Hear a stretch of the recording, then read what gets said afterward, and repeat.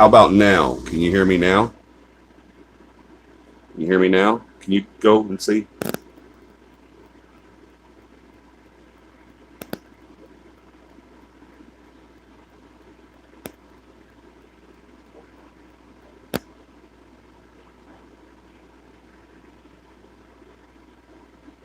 Hold on, we're going to check it. Oh, wait a minute. They're saying they can hear me. Yes, hear you now. Okay, I'm sorry. I had it on the wrong setting. I have a new rig, guys. Y'all can see the lighting and everything. I should have moved these. Those look tacky there, don't they? I'm sorry. I should have moved all this stuff, but it's been crazy, guys. I'll explain once everybody gets here. You guys, if you would, go share, like and share for me if you would. Hit that thumbs up for me. It helps with the algorithm on how they share the video through the site. If you haven't subscribed, please go hit the subscribe button. Hit the subscribe button and the notification bell so you'll know when we're on. Hi, Michelle. Hi, Beth. There's my Bethy.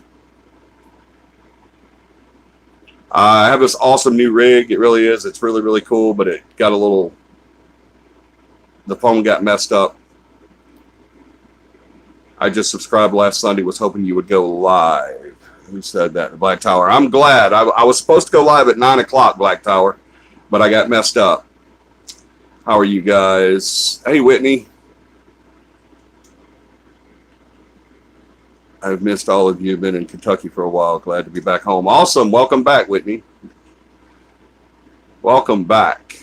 We're glad to have you back.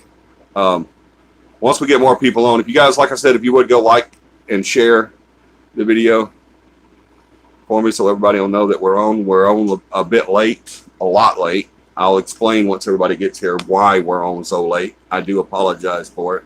It was out of my control. We had an issue with the rig, and then we had an issue with the banner. We had an issue with the rig. We had an issue with the phone.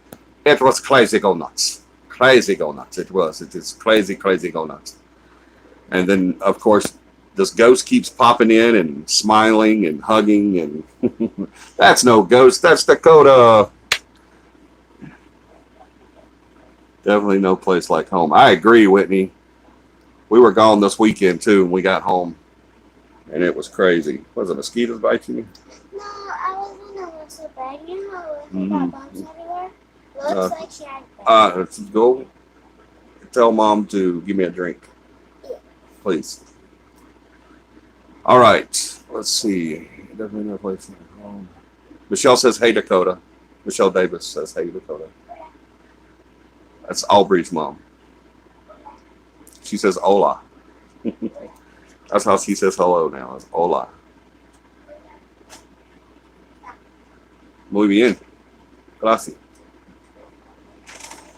All right, guys. I am so sorry. What had happened was, I don't know where to look. I think I'm looking now. Am I looking right? I keep trying to catch myself. Okay, over here. Yeah, it's right here. See, hello. Here's what happened. Aubrey, too. That's what I said was Aubrey, didn't I? I'm sorry if I didn't say Aubrey. But here's what happened. The new rig, I wish I could show y'all the new rig. It's really cool. It's got a light. It's got a microphone. It's got a stand. I've been needing a stand. John has me a stand, but every time we get together, we forget about it until after we've left. And then we say, hey, we forgot that stand. But, oh, Aubrey's speaking Spanish, too. Got you. I thought I said Aubrey. I thought you were correcting me. But you have to mount the camera onto the rig. And I was doing that. I was mounting the camera onto the rig. Something got touched on the phone, on the phone camera, the cell phone. And it changed everything to, you know how if you're blind, there's settings. You can put it on to where, I think it's called talk to speech or something like that, where anything you touch, the phone will tell you what you're touching and it'll read it to you and everything. Somehow, yes, speech recognition. Thank you, Whitney. Smart Whitney jumping in. It somehow got switched to that, and it wouldn't let me scroll. It wouldn't let me change anything. It wouldn't let me do anything. I would try to get it. It would not work. It was driving me crazy. I was about to lose my mind. I was about to freak out. I was freaking out. And so finally, I'm so ignorant when it comes to this stuff. I really am, guys. When it comes to technology and all that stuff, I'm just completely dumb. I really am. David Gilliam. Hey, David. Long time no speak. But that's what happened, guys. And I apologize. I really am sorry. I hate being late. It bugs me. But it's just been crazy since I got back. And I keep saying getting back, and I said go on the weekend and all this. With that, we had an investigation that was way up at the top of Alabama. Way up at the top of Alabama. That would be me. Yeah, I'm crazy. I'm crazy illiterate when it comes to these technology stuff. And so Paramama, I finally was able to get it over to text. She wasn't in here. She didn't know I was going through all this. So I finally got it over to text by double tapping everything. And when I got it over to text, I was able to text Paramama and say, hey, I need you. So she comes in and I just threw her the phone. I said, here, do it, either fix it or throw it in the trash. I'm done. I was fixing to just knock the rig down and I wouldn't have knocked the rig down. It was an anniversary present. March 6th, for y'all that do not know, the March 6th of this past March 6th was Paramama and I's 10th wedding anniversary. We've been married for 10 years. We've been together for 11 and a half years. We've been married for 10 years. So she bought me a rig, a Bauer camera rig. And I live in North Alabama myself, up here near Decatur. Yeah, we were close. Well, we were up in Russellville this weekend. That's why we were up in Russellville, and it's such a long drive to get. Well, thank you guys. Thank you so much for that. But it's such a long drive to get there. We decided, the team and I decided that we would just get a room in Russellville. So that's what we did. We got a room in Russellville, and we investigated until really late, and then we went and got something to eat, and then we went back to the room, and it's been crazy. It's been nuts. So when you, what was that? I'm sorry, I missed it. Well, not just too smart. It's speech guidance instead. Oh, speech guidance. Yeah. Yeah, I didn't even know the phone had that. I really didn't. I've never used it because I'm not blind, thank God. But I've never used it. It's a great feature to have for people that do need it, but I didn't need it. And what the aggravating part is it wouldn't let me do anything with my phone. My touch screen didn't work anymore. It would just, whatever was on the screen then is all you could see. You couldn't change or you couldn't scroll or anything like that. So thankfully, Paramama, who is very literate on this technology stuff, came in and saved the day. So we're having a show tonight because of Paramama.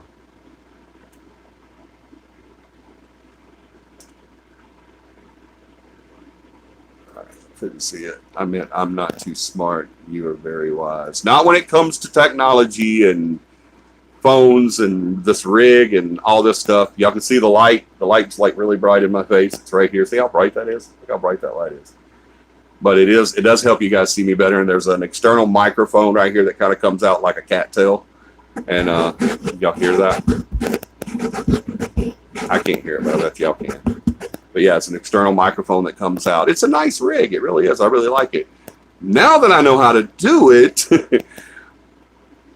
tip 1 for vlogging rigs. If you have a phone cover on your phone, which these are great, especially for me because it keeps my phone from getting broken, because I drop my phone and step on it and kick it and throw it and punch it. And I've bent my phone into a U one time, and Paramama bent it back and fixed it. And this phone's been through a lot. It's been through being bent all the way in, almost in two. It's been through, and that was with a case on it. The phone was literally like this, y'all. More than that, it was like that. I fell on it. It was in my back pocket, and I fell on it, and it did that. Paramama was able to bend it back out. Not this. This bends back out anyway. This is flexible, but the phone's not. But she worked with it and bent it back out. But it's been through that. It's been a dog dish. It's been in a toilet bowl. This phone has been through a lot. But it's a good phone. So if you want a good phone that is really tough and it will really take a licking, get a, I don't know if I can say it on YouTube. without them being a sponsor. So I don't guess I'll do that. But y'all just hit me up and ask me what kind of phone I got, and I'll tell you. And it's a hey, when it comes to rugged and strong, this is the phone to get. I promise you. But when you're doing a rig, if you have a case on your phone, take the case off. I learned that tonight. Take the case off your phone if you're doing a rig. And then what I'm doing is I'm putting the case right up under the rig. So whenever I get done, I'll put the rig back, or the case right back on the phone, because I have to have it. I promise you, I will destroy a phone without a case. So anyway, I know that I told you guys that y'all hit that thumbs up for me if you haven't already done so, please. That helps with the algorithm. If you haven't subscribed, if there's anybody here right now that hasn't subscribed, hit the subscribe button, hit the notification bell so you'll know when we're on every Sunday night at 9 p.m. Central Standard Time, which is almost like 10 o'clock Central Time. That time thing really messed me up today, y'all. I couldn't get enough sleep. I slept. We were up really late last night. I got up this morning at 10 o'clock. Bethy phoned me and said, hey, you missed breakfast, but are you going to get up? And it was like, but I didn't get in bed till almost 4, or after 4 actually. So yeah, it was a heck of a day, a heck of a weekend, but it's great. We met some new people. We made some new clients. And when you become a CAPI client, you become family, and these people are really awesome. They had a couple of dogs that were really, really awesome. And a grandbaby that was really awesome. We had so much fun, guys. We really did. But I want to say all that to say something else. I know that I said I was going to start the paranormal as related to religion goes. Y'all know, the people that know me knows that one of my thank you, Paramama. That's right. Beth did. You're right. Thank you, Beth. I did sleep past breakfast, but she woke me up and she went to the manager. The breakfast was over. Y'all know how it is when you go to a hotel that has free breakfast, right? You got a certain amount of time frame there that you can go in and eat, because the restaurant has to prepare for it's not a bad thing. I'm not saying they shouldn't do that, because I know they have to prepare for the next, for lunch and dinner and stuff, of course. So of course they should do that. But because I slept so late, I missed breakfast. And so you can't have breakfast when you miss breakfast. I mean, it's just, it's happened before. I've been at hotels and I've overslept and didn't get to eat breakfast, and I had to go somewhere outside the hotel to eat. But, and so breakfast is over. The time is done. It's over with. No time. So when I did wake up, I went downstairs to check the weather with Beth and Tom. And while we were checking the weather outside, the manager came out to check the weather too. The manager was a weather checker as well. And he came out to check the weather as well. This thing is like on the edge, man. It's fixing to go. There we go. That's better. I'm glad I saw that before it happened. There we go. Much better. But we're all outside checking the weather, and the manager's there. And so Beth, just out of the blue, looked at the manager and said, hey, and pointed at me and said, my friend missed breakfast. He overslept and didn't get to eat breakfast. May he eat breakfast now? And the manager's like, sure. And he asked me what I wanted. And he said, you want one of the, I think it was bacon, egg, and cheese croissant. And he said, is that what you want? I said, yeah, that's great. And he said, okay, I'll go in and prepare it. And so I finished checking the weather and then went inside, and on there they had a little tray sitting by the entrance to the restaurant, and it had a banana nut bread muffin, that croissant, a hot bacon, egg, and cheese croissant, 2 orange juices, and some napkins, and yeah, I was able to eat. So Beth saved the day as usual. Y'all, when you start a team, if you want to start your own team, you start a team and you get yourself you need a team manager, obviously. You need a founder and an educator and someone like that, and that does the shows and all this stuff, blah, blah, blah, blah. Well, anybody on the team can do the shows. I keep trying to get my team to do the shows. But you have a founder, or maybe even a co-founder or whatever. And then you need a team manager, which is, you've got to have a great team manager. Thank God I do now. I have had bad team managers in the past.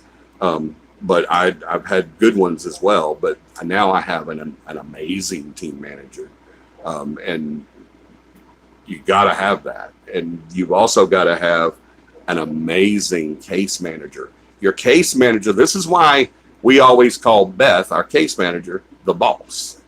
Everybody calls me boss man or Par Johnny or whatever. I think they call me Par boss or boss. I don't know. But Par Johnny or whatever. But the radio station calls me Paranormal Johnny, and the other one calls me Ghost Hunter Johnny, and I don't know. But I think the team calls me boss man and stuff like that. But the real boss of your team is your case manager. That's really the real boss of your team. What is the reason to have a team? Is to investigate, correct? All right. All this other stuff we do, this channel, the Facebook, the education department, the merchandise, all that stuff comes secondary to investigating. That investigating is your key. That's what you're doing this for, is to gather research, to further the field, to educate, to re-educate, for goodness sakes. But your main thing is investigating. And so your case manager is the liaison between you, the investigator, and the client. Excuse me. The investigates the team and the client, and they're everything for you. And if you don't have a good case manager, and I've had great case managers, I have in the past, and I've had bad case managers in the past. I was a really bad case manager, but I have an amazing case manager. Beth and John are just amazing, and the co-founder Corey and I, we're blessed to have them. We really are, because they are freaking awesome. They really are. The whole team is. I got great investigators too. Thank God we got good investigators. You need great investigators too that are open-minded and skeptical and willing to learn. And thank the Lord we have that.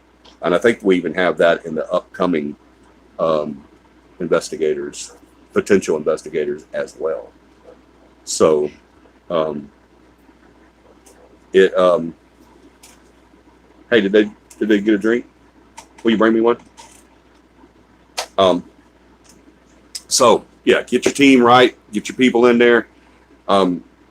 Your founder, your co-founders, they're great, and they need to be there and in place and everything, to direct the team and to educate the people and everything.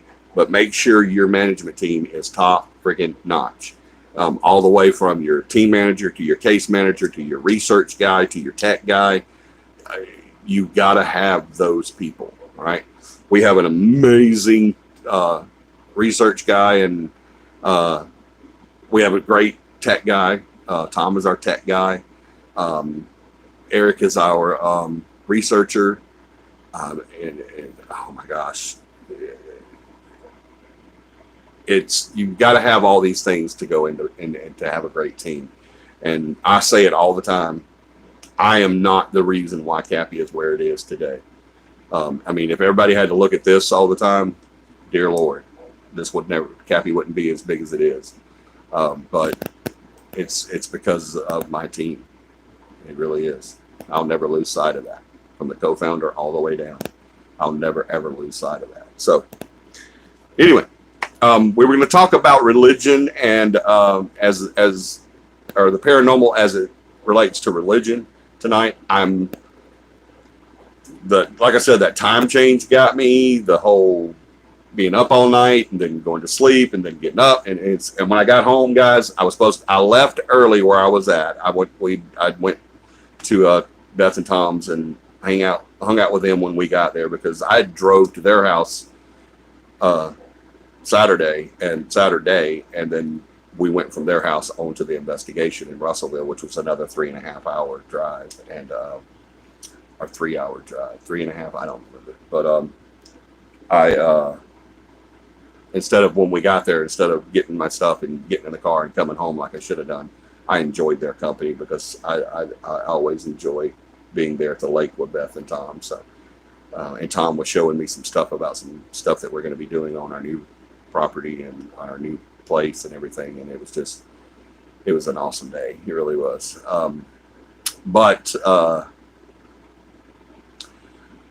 when I got home, I was going to start the research. And when I got home, I actually shoved my shoes off and laid down on the bed. And I was gone until about right at 8 o'clock. So it tore me up. It did. So I didn't get to do the research I wanted to do, and I want to really get into that. It's going to be a 4-part series again. That the last one worked out really well. It had a great response, and we had great questions and debates on that. So, excuse me. So we're going to start that next Sunday. I promise we will start it next Sunday. If we have a show next Sunday, we will be there. We will start that discussion. What I want to talk about tonight is we're not going to have a super long show tonight because I'm still super sleepy, and I still have a lot of work to do.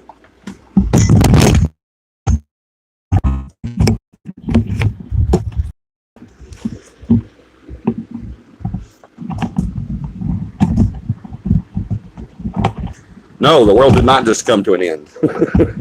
Hold on. Oh boy, I can't believe that just happened. Hold on, guys. Sorry. All right.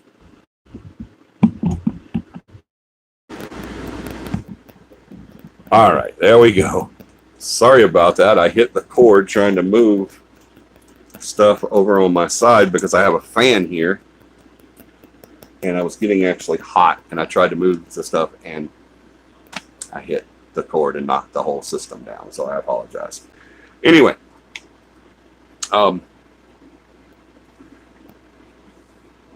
want to. I had a thought that I wanted to talk about, and now it's just popped out of my head. So what I want to do is I want to let we used to do this a lot.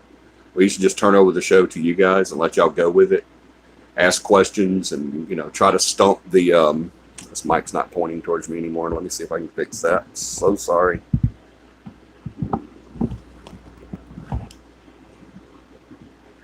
Y'all see my wife's artwork.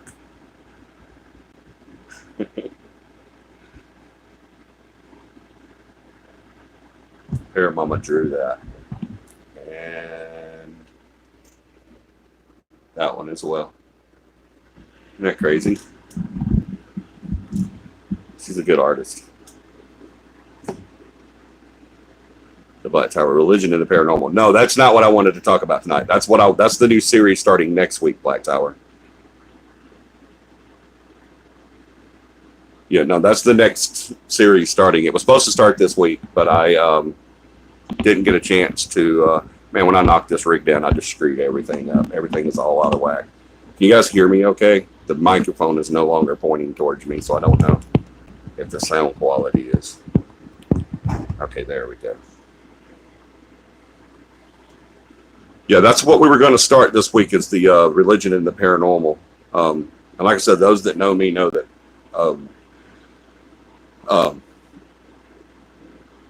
one of the biggest cuss words and naughty words to me is the word religion. I don't believe in religion. I don't like religion. I think religion is the biggest weapon formed against all Christians today. And it's time that we need to. I'm not going to get into that, but we were having that discussion today. But yeah, we'll get started on that next week. Absolutely. The investigation last night went really, really, really great. Didn't have a whole lot happen, but my tech guy was watching the cameras. I want to talk about this, guys, because this was amazing. It really was. This got me, and that's not easy. Usually I figure this stuff out, but I agree, Black Tower. You better be here next week. We had an incident where I believe in my Lord Jesus. That's right. Amen. I'm pumped to hear about this. Also, yeah, we'll start it next Sunday, guys. Absolutely. But We had a situation last night. I want to just kind of give you guys, I can't tell you the client's name or where we were or anything like that, but I can tell you what happened on this one incident. But there was an incident where often during an investigation, not often, but sometimes during an investigation, I'll get a feeling of something a little bit dark being there. Certain things will happen. I'll see stuff that doesn't make sense with a normal entity or their abilities or whatever, and I'll get that sense that something is going on that's probably not right. So I'll do some checking. I'll do some investigating and seeing what we're dealing with. There's certain things that you can say during an investigation that if your suspicions of something evil being there, it would bring it out. And there's certain things that they would have to respond to, or there's certain things that they would have to show themselves, in a sense, to you. So we do that, or I do that sometimes. And whenever I'm thinking there may be something there that I'm not quite sure of, and I'm trying to decide if I need to worry about the safety of my team or not. And so last night that happened. And so, hey, did you forget the coat? No. That happened last night. And so I did that. I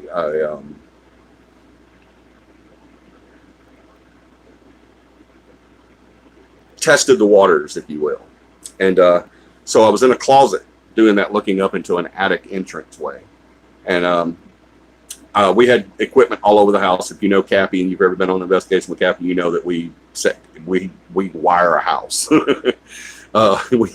We've got cameras everywhere. We've got audio everywhere. We've got K2s. We've got detectors. We've got motion sensors. I mean, when we do an investigation, we wire a freaking house big time. But we don't have a bunch of stuff flowing through like all of our cameras, thanks to Beth and Tom, are all wireless. So there's not wires running, cords running everywhere or anything like that. So we did it really respectful to the client. Thank the Lord we're able to do that. Because there was a time that we did have to run a lot of stuff, wires and stuff like that. So thank the Lord that we have the opportunity to do that a little bit more secretly now. So, but anyway, we had a K2 meter. Everyone knows what a K2 meter is, right? It's a little gray box about, I don't know, 3 inches tall, 4 inches tall. And we had it leaned up on a table, leaned up against a, I don't know what you would call it. It's the little storage bins that you buy with the drawers, for like kids' toys and clothes and stuff. It was like a little storage bin. So we had it on a plastic table sitting up against the storage bin. And my toy, yeah, your toy. Michelle always does the K2, so that's why she's saying my toy. But the closet was here. There was a door for the closet right here. Just on the other side of that was that table, storage bin, K2. So I leave the area that I'm in, where I'm looking up into the attic, because there were some incidences about, some sound and stuff like that. So we had video and audio and motion sensors and all that into the, even a laser grid system in the attic as well. And so I leave that area and start to walk back because I had heard something and I was going to get somebody on the team. And I went back and I walked around that door and past that storage container and then went to the doorway. When I made it to the doorway, I heard something hit the ground and slide. So I immediately turned the light on and looked down and saw the K2 meter on the other side of the room up against a mattress. That they didn't have. They had a bed in that room, but there was no, like frame or anything. It was just a couple mattresses sitting on the floor with some blankets on. When you have people, like a kid moves back in or something, you just throw a mattress down for them or something like that. So, but it was sitting on the floor and it had some blankets laying on the floor next to it, where it was, the blankets were draped across the mattress, but part of it was out on the floor. And that K2 meter, when it fell from one side of the room to the other side of the room, the only reason it stopped was because of that blanket, the little piece of blanket that was hanging off the mattress. So it stopped right there, but it was on the other side of the room. So immediately when I saw it, I'm like, Beth, come in here and take some still shots. And so she comes in there and starts taking pictures and everything. I'm like, there's no way that first we said, well, you hit it. You maybe you hit it, knocked it down. I said I was nowhere near it. And Beth, being the investigator that she is, says, no, there's no way Johnny hit. Well, actually, I'm getting ahead of myself. I left the room and went to the control center, and we always have a control center where we'll have our monitor and our computer and all that stuff hooked up. And that's usually where the tech guy monitors all the cameras that we have throughout the house. And he'll sit there and monitor those cameras until he's needed elsewhere, and someone else will do it. Or you just let it record. But I went in there to look on the video. I'm like, did you get that on video? And Tom's like, I've already started running it back, because he could hear us talking about it falling. And before I could even say anything, because that's the team I have, he's already running it back. And so I tell it to the command center and walk around the table, and I'm looking, and I'm like, I'm looking at it, and Tom looks at it. Remember, I said there's no way I hit this thing. All right. And my team knows I'm not going to lie about anything. If I knew that my hand hit it or my shirt or something like that, I would have said that. I was like, but there's no way. I said, I would have felt it. The only thing that could have hit it was my shirt, and I wasn't that close. Like when you're walking, especially my CAPI shirt. I was wearing one of these last night, not this one, but another one last night. And my shirt at the bottom, I never tuck my shirts in. They're always out. And so I was like, I don't think that hit that. I said, I don't think I was that close. Well, Beth, being the investigator that she is still in the room. I go back over there, and you can see after I passed by this area, this thing falls, and it slides across the floor. And the way it's set up on this stand, if it would have fallen with me hitting it, or just by me walking by it with my wind, or I'm stepping on a floorboard, and you know how older houses are, it would have just fallen down into the floor, right? It wouldn't have fallen down into the floor and then shot across the room. Well, Beth hears us talking, and she's like, Johnny, come here. And I go in there and I look, and she says, there's no way you hit this, because there's a freaking door there. And remember, I told you, when you come out of that closet that has the attic entrance up in the ceiling of it, there's a door there that, you can close the closet door, blah, blah, blah. And so as you come around the storage container, the table with the storage container is like a good 1.5 feet behind that door. The door sticks out this way, and it's sitting 1.5 feet right here. You still got this much door left. So there's no way I would have hit the door before I would have hit that. So I'm like, there's no way I did it. And so I was getting excited. I was like, holy crap. This is freaking awesome. This really happened. I said, and before that, let me back up a little bit.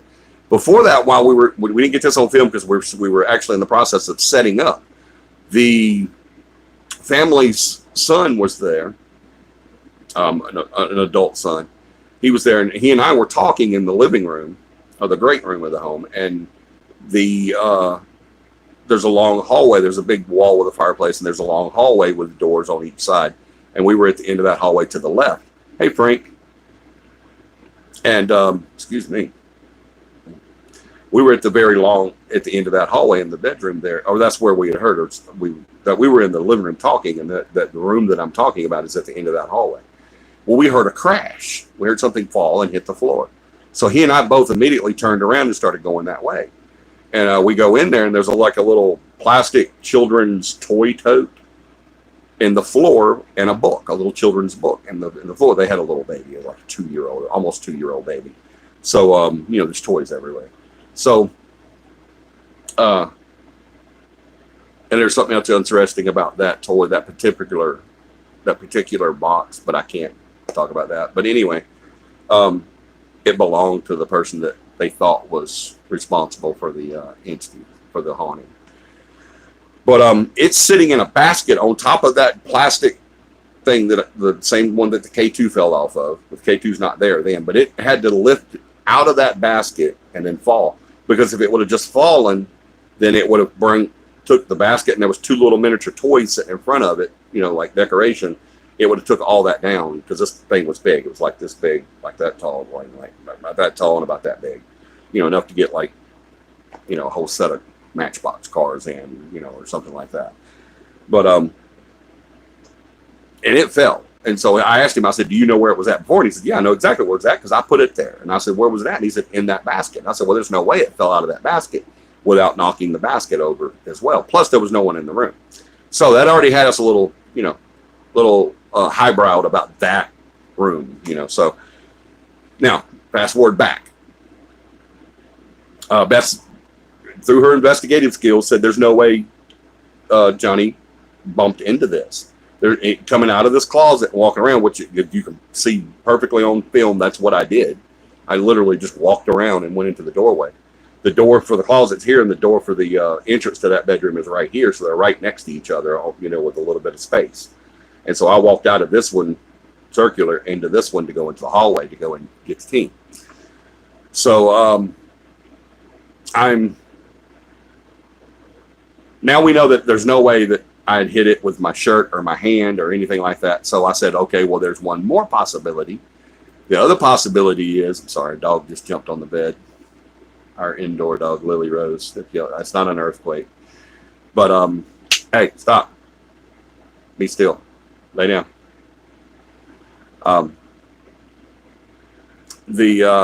I said there's only one more possibility that I walked past it, and because this was a huge home. It's about 2,500 to 3,000 square feet. It's a huge home.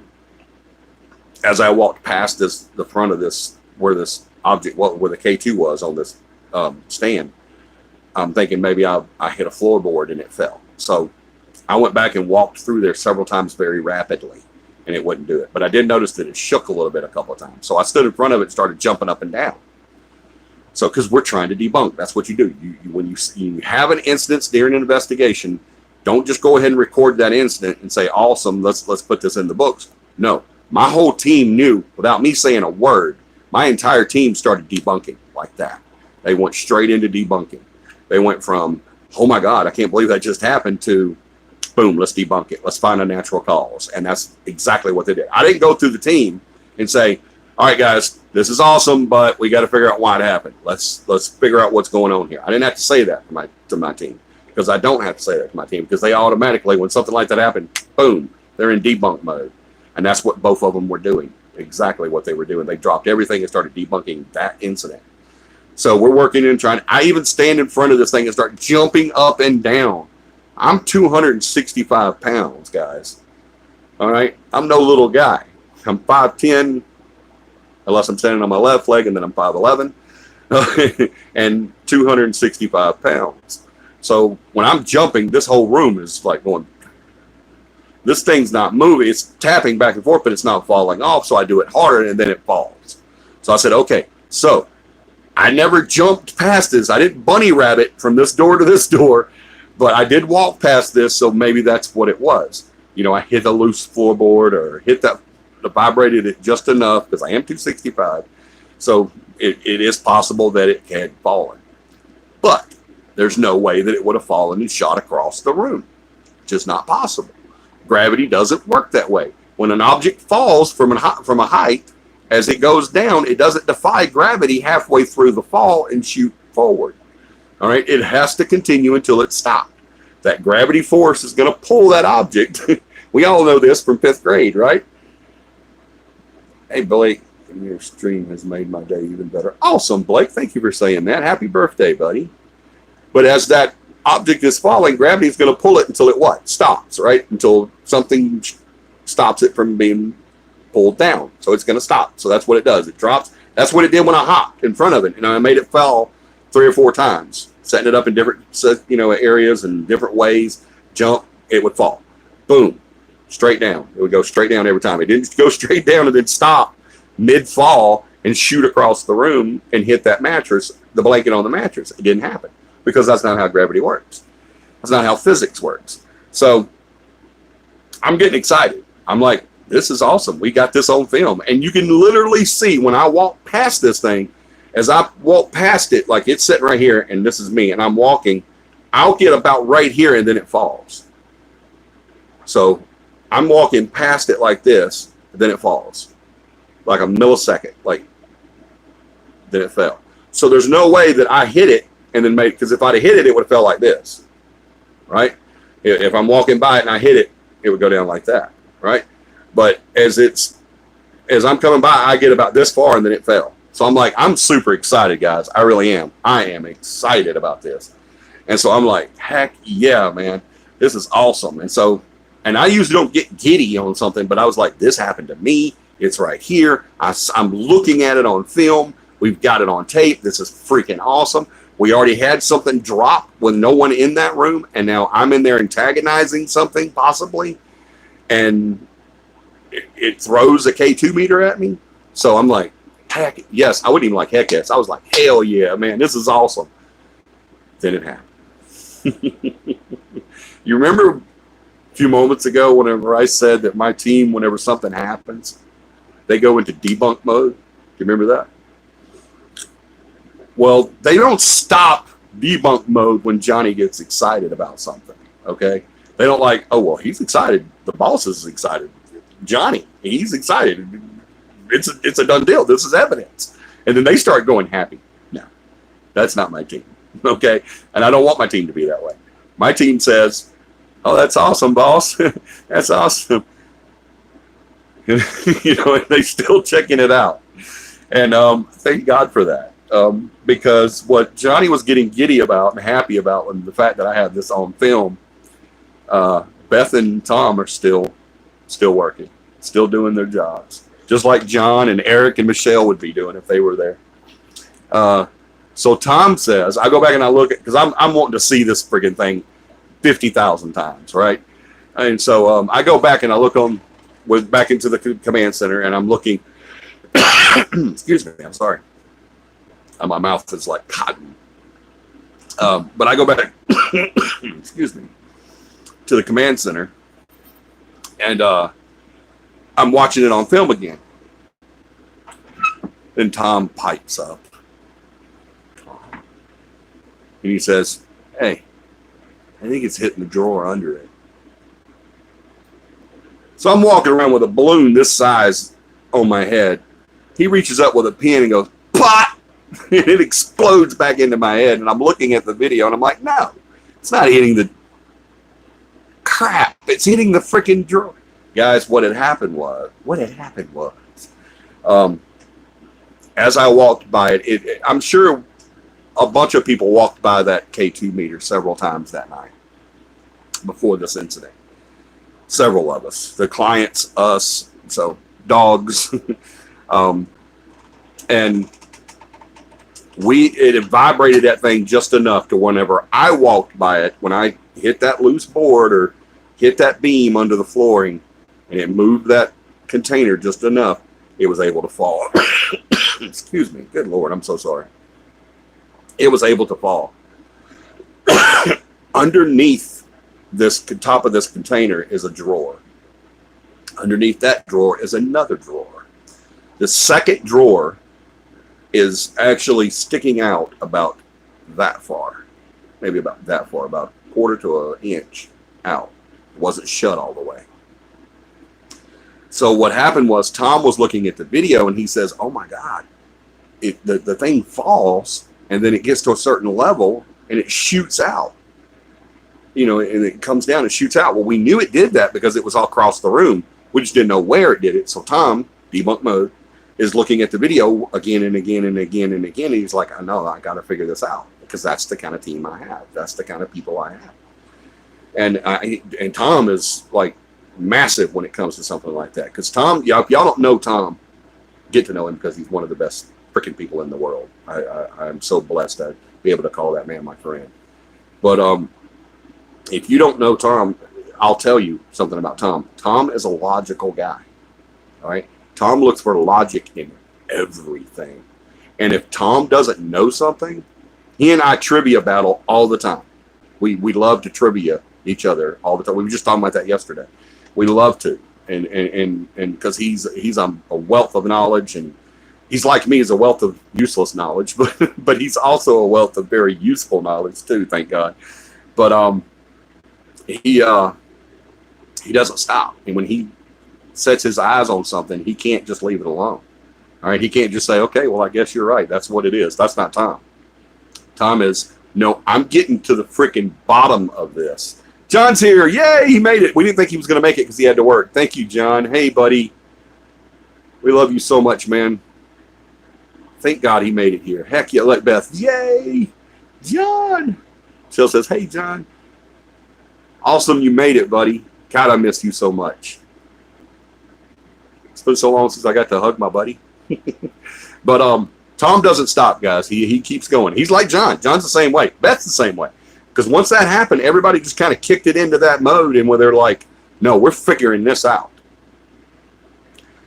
So Tom looks at the video, looks at the video, looks at the video. It turns out it does fall forward, just like it should for gravity purpose. It hits that lip that's sticking out a little bit and sails. All right, that lip turned into a ramp. So it's falling like this. Actually, it's falling downward like this, and it shoots out when it hits that lip and goes forward and lands against that mattress, the blanket on the floor next to the mattress. Oh, thank you so much. And that's what happened. All right. We don't, that's why you never take a piece of evidence at face value. All right. Debunk the heck out of that thing. Don't even debunk the heck out of it. Debunk the hell out of it. Do everything you can. Hey, Eric.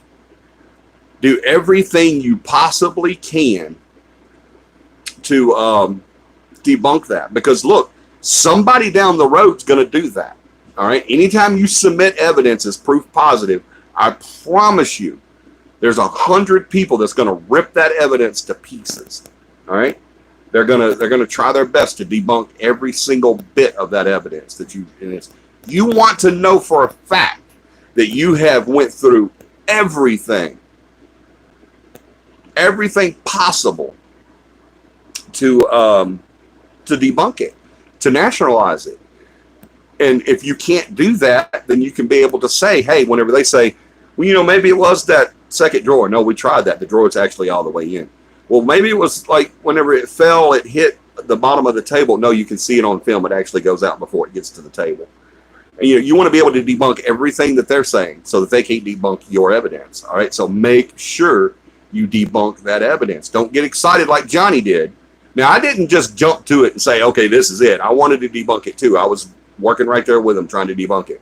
But I did get excited a little early because I was like, holy crap, I'm looking at it. It's happening right here. I know it's real. Hallelujah, hallelujah. You know, and then, but Tom's not. Tom is over there and he's like hitting that keyboard and he's moving that mouse and he's backing it up to 2 seconds before in slow motion, and he does all kinds of things with that system. I mean, it's amazing. That the new camera system is phenomenal. It really is. It's freaking amazing. It's freaking amazing. It really is.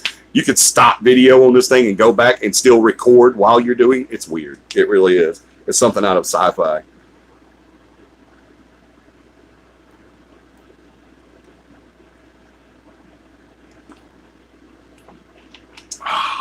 Finally. So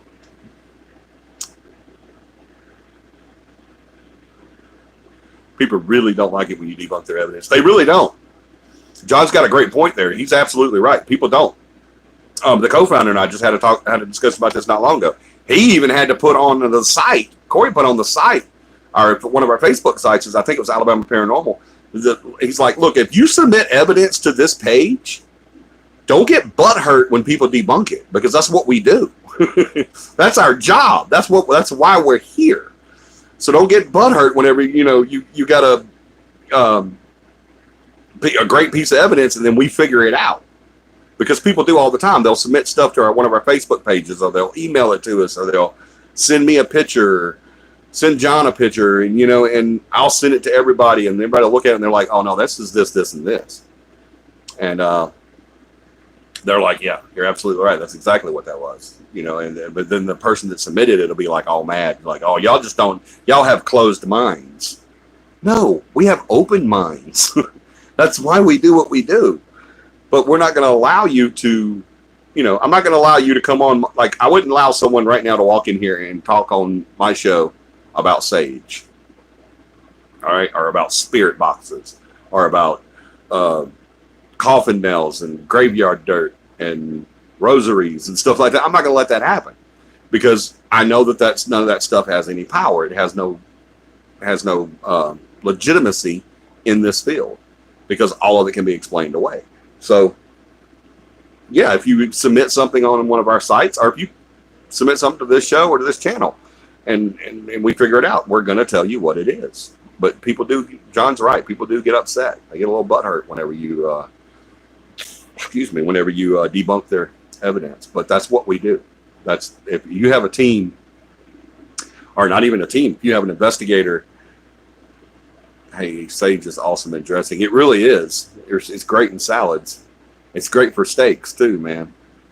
But it's not good for paranormal, but it is great for cooking with. But yeah, if you have an investigator that doesn't try to debunk their evidence, then they're nothing. All right. All right. If there's any questions, y'all just pop them up there. We can play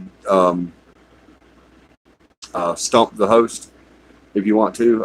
But I also want to talk about one more thing. This has been coming up a lot here lately. And I've even been joking around about it a couple of times. But I would never do it. But the topic of payment has came up quite a bit. Beth, Tom, and I each of us spent quite a bit of money this weekend. Quite a bit of money. Our hotels were expensive. I think Beth's was over $100. Mine was like $80 just for that. Food. My wife sent me $100, and then I had to get more money sent. And when you do this, you're going to spend money, guys. It's just going to happen. Our two biggest expenses is batteries and gas. We usually take turns on the batteries. Usually whoever is driving does the gas, unless we're going like a huge long way away, and then everybody will get in one vehicle and everybody helps. But batteries, I just bought batteries. It was my turn, so I just bought a bunch of batteries. I think last time we got batteries, Beth bought. Before that, John did. But the hotel was great. It was great. It was worth every cent. It really was. That hotel was freaking amazing. That bed, I kept trying to figure out how to get the bed out of the hotel and get it home. I wanted to bring the bed home with me. It was awesome. And Beth kept trying to figure out how to get the hot tub, the jacuzzi, out of the hotel and bring it home with her. Bless her heart. She was stoved up quite a bit because of the temperature and investigating and up and down stairs. And that ride, oh my God, that ride will mess you up. And even Tom kind of twisted his back a little bit getting out of the vehicle. And it was crazy. But our turn next. Yeah, we just take turns on expenses and stuff like that. But our two biggest expenses is batteries and gasoline. And you're going to pay other things too, because you got to have food when you go on these long trips. We have several long trips coming up that we're probably going to have to stay in hotels for. We have some super long way down in South Alabama. I think we have a few more in North Alabama. We almost had one. We had to decline it because we just couldn't do it. I couldn't go by myself, and nobody else could go in Kentucky.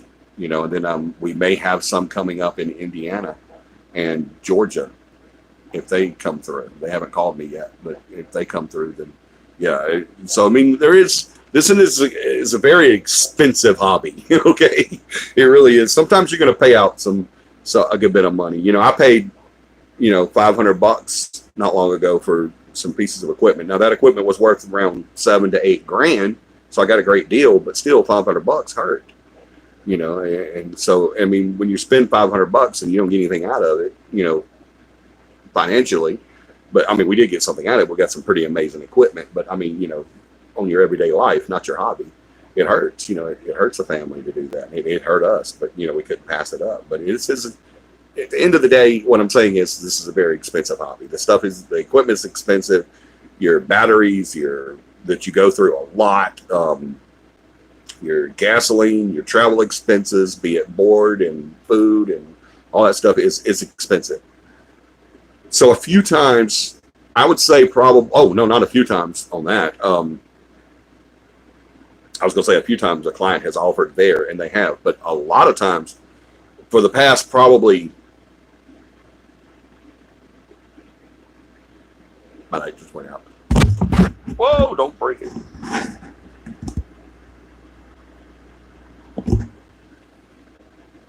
It's crazy. All right, it may be losing battery. I don't think I charged it. But anyway, if it goes out, I think you guys can still see me. But expenses come up. But for the last probably, I'd say 6 clients that I've talked to, the way we do our clients is a lot. Sometimes Beth will just talk to them by herself, and I never talk to them until I meet them. But a lot of times they'll contact me, or I'll contact them after they've sent a post or message or PM or something, and then I'll contact them, and I kind of talk to them. I've told y'all before, I kind of talk to them and fill them out, make sure they're not nuts, or sometimes they are nuts, but not too nuts or dangerous. And because we get a lot of that, we get a lot of wackos. I don't send Beth everything that I get. Every phone call that I get, I don't send to Beth. I'll usually tell her about them, but I don't send them to talk to her because I'm like, no, there's this person's wacko. We don't need to worry about this. I've already handled it. I've told them that we are too busy to you need to find someone else.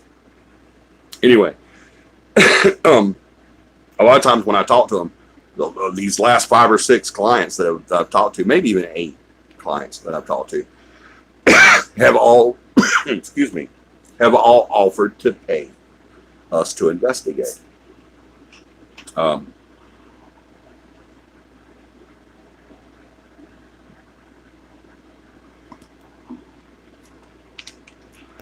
The basic equipment you need for investigating the paranormal is already on your smartphone. Absolutely it is. Smartphone's expensive too, though. But yeah, he's got a point.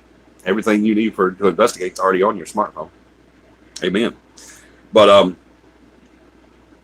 a lot of them have been very forthcoming on with finances. And I'm not going to lie to you. This weekend, when we had to go so far and we had to have hotel rooms and food and gas and batteries and all this stuff, it's popped in my head, hey, maybe maybe these people ought to, help out a little bit on the expenses. I would never do that. It has popped in my head because, when you spend out 3 figures or even 4 figures sometimes on an investigation, you're like, maybe these people ought to help out. We are doing them a favor, but that's not why we do it. CAPI will never, ever, ever. No need to download any of the paranormal apps. They're crap, right? Yeah, I hope everybody knows that because I say it all the time. All apps on your phone are crap. They're not real. They're not have anything to do with the paranormal. They're trash. Don't use them. But anyway, a lot of our clients here lately have been wanting to pay us to do our services for them. CAPI, once again, I can't be clear enough on that. CAPI will never, ever, ever accept money from a client. Right. A few clients during or after the investigation, usually after, like last night, the head of this family called me outside and said, hey, I'd like to give you guys, a little donation. He said, I know y'all don't accept payment for what you do, and I'm not wanting to pay you for this. I want to donate to your team. I want to give this team money. And I told him, I said, buddy, you're a client now, and that means I can't accept any money from you. I'm so sorry. I said, I really appreciate the offer. You don't know how much I appreciate the offer. It stands a test of the kind of person you are for you to offer it to me, but we don't accept any type of monetary reimbursements, or what do you call it? That word just pops out of my head, but we don't accept any money for what we do. So the compensation, that's what I was trying to think of, but we don't accept any type of monetary compensation, and we never will. CAPI will never, ever, ever accept money for investigating. We just don't do it. There are a lot of teams out there that do. Thankfully, a lot of those teams are dwindling. Was also talking about this not long. Okay, I think that light's dead now. Y'all can still see me okay, right? Somebody tell me you can see me good with just the overhead light, because the rig light is not going to stay on. I've got to charge it. It's not the kind you can pop a battery into. It's the kind you have to charge. It comes with a cord and all that. Can y'all still see me okay? Somebody tell me. I think you can, because I've done this before without the light. It looks like I'm really lighted on my screen, but I want to make sure y'all can see me. I know there's a lag, so yes, you're good. Thank you, Michelle and Black Tower. Thank you so much. All right, so and that was great. It always, touches my heart whenever a client. Let me see you fine. Thank you, John. It always touches my heart when a client offers to help pay. And I've had them. John and I not long ago got chased around an apartment by an old lady saying, "Here, let me help. Let me just pay your gasoline for coming to so far to see me." They'll offer to give you money for gas. They'll offer, well, let me buy you, supper tonight or anything like that. We're like, no, we're not. Well, we will accept. Y'all remember earlier when I said I'm 265 pounds, 5'11", 265 pounds. I'm a big boy. Okay, I ain't gonna lie to you. I'm a big boy. I eat well. I'm a professional eater. Sleeping and eating, I have no problem doing. Okay, I'm not even gonna try to lie to you. I loves to eat. I wouldn't want to even lie to you about it because I'm not ashamed of it. People says, if you don't lose weight, you're gonna die. I'm like, you got to die some way, and I'm going to die with some chicken in my mouth, okay? I love chicken. I'll eat chicken before I eat a steak. That's my favorite thing on this earth is chicken. I love fried chicken, and that's just, I'm going to eat.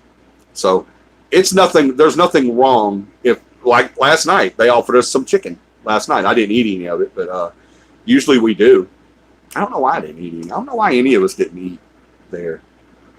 They did offer us. They went and got some KFC. I'm not super crazy about KFC.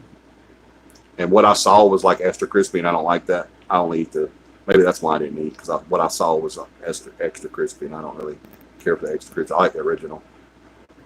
I had to hide that lady's money before we left. Yeah, John had to hide the 20, I think it was $20. He had to hide it on something on her table, I think, or somewhere. I don't remember where he hid it. You and your team are really good people. Thank you for what you do. Oh, it went away before I could see who said it. Thank you, Dakota.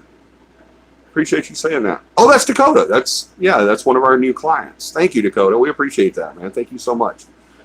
But there's nothing wrong with taking. We've had clients feed us.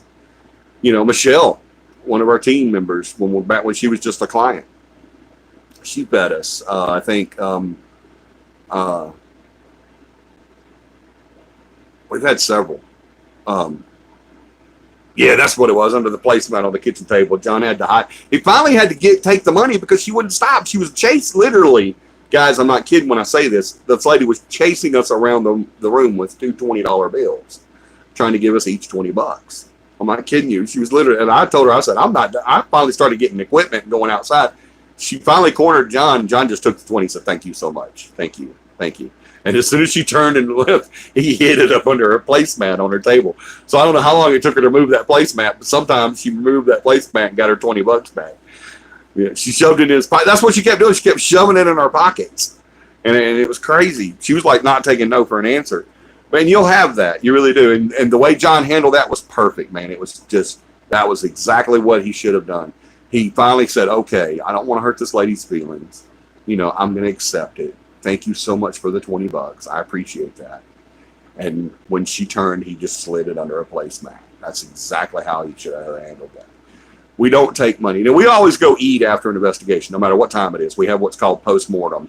And we usually go to a Huddle House or a Waffle House, because that's usually the only place that's open when we're done with investigations, because it's usually, wee hours of the morning. And, you'll sit there and start eating your food, and when the check comes, you're like, if I'd have kept that 20, I wouldn't have to pay this bill, but we don't do that. But that always pops in your head. But don't. I never technically took it.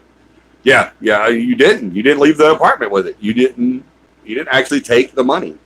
So, and that's exactly how you should have handled that situation, because it was getting to a point to where 1, 2, 3 in the morning. Absolutely. That's an inside joke, guys. But no, she might be fine, but not at 1, 2, 3, 4 in the morning.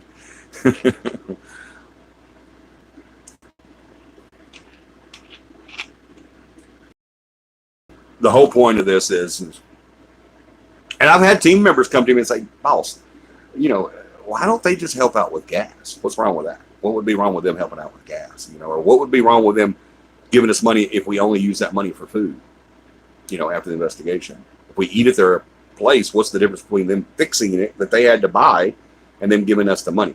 It's the fact that cash is exchanging hands. Money is going from our client's hands to CAPI's hands.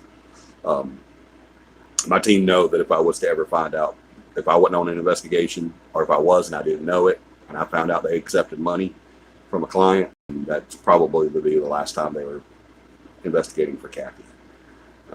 That's no joke.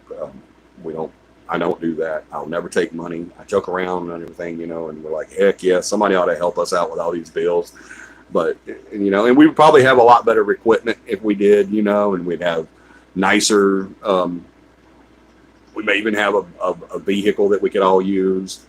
And, CAPI could even pay for the gas and stuff, because we've been offered a lot of money. A lot of money. We did an investigation one time. Beth can attest to. The lady said that she'd, at the end of her paying these people, if she would have kept on going, it would have been like $50,000 that she paid these people for an investigation. People will pay for this. I promise you, they will. They would pay me if I told people, okay, we'll come investigate. It's going to cost you $2,000. Every time we investigate, it's going to cost you $2,000. I promise you, those people will come up with that money. If they have it or not, they're going to come up with it. I promise you. That's how badly they want us there. When they're going through what they're going through, there's probably some in the team or some clients that would say, you know what, it's not that bad. I can handle it. Because there's some teams that will go investigate and they're like, well, you know what, I don't want it to go anywhere. It's nice, but I don't really want to go anywhere. Those would probably say, no, I'm not going to pay $2,000. But there's a lot of clients that we have right now that would have found $2,000. I promise you, they would have found $2,000 if I'd have told them, hey, it's $2,500. If I'd have said, hey, $2,500. There's some clients that I've had.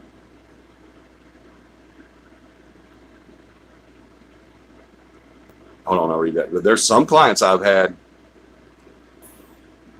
excuse me, that have offered big money, really big money. So, what was that? Hey, we do take money from CAPI family to help our clients out in Simple House Fire. But that's not for an investigation. And we didn't take money from our CAPI family while we're, to do the investigations. That was just us asking them to help one of our clients out. We just take money from each other. But, yeah, my last night, we do take money from each other. Last night, my card wouldn't work. And I couldn't get Michelle on the phone because she was asleep. It was like 3 o'clock in the morning. And I had to pay for my meal on our post-mortem eating. And so Tom had already gone outside. I had to knock on the window and get his attention. And actually got Bev's attention. So I said, hey, touch him. I had to get him to come in and pay my bill. I paid him today, the next day. But it's, you're a family, and family does that. But like she just said, we're family, so family does that. But if I would have told Tom, hey, can you pay my bill for me? My card won't work. Can you pay my bill? And I can't pay you back. He would have still paid it. I promise you he would have. And I would have done the same for him. But anyway, the point is don't start that downhill climb on that, because once you accept something from a client, monetary, it's just going to go downhill from there. All right. And then when it gets out that you're charging, I promise you, no matter what you're doing, how you're doing it, how much you're charging, I don't care if you're charging a freaking $1 per investigation. When it gets out, you're doing it, you've lost all credibility within the paranormal field and the research field. You've lost all credibility. All right. I know a man right now who wrote several paranormal books, who investigated, I don't really want to say as much or as many places as I have, because, I've been doing it 42 years. He did it for about 20. So I don't know if he's investigated as much, but he investigated a lot.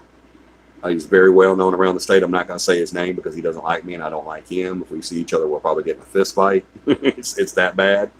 But I know that he did accept money and he lost all his credibility.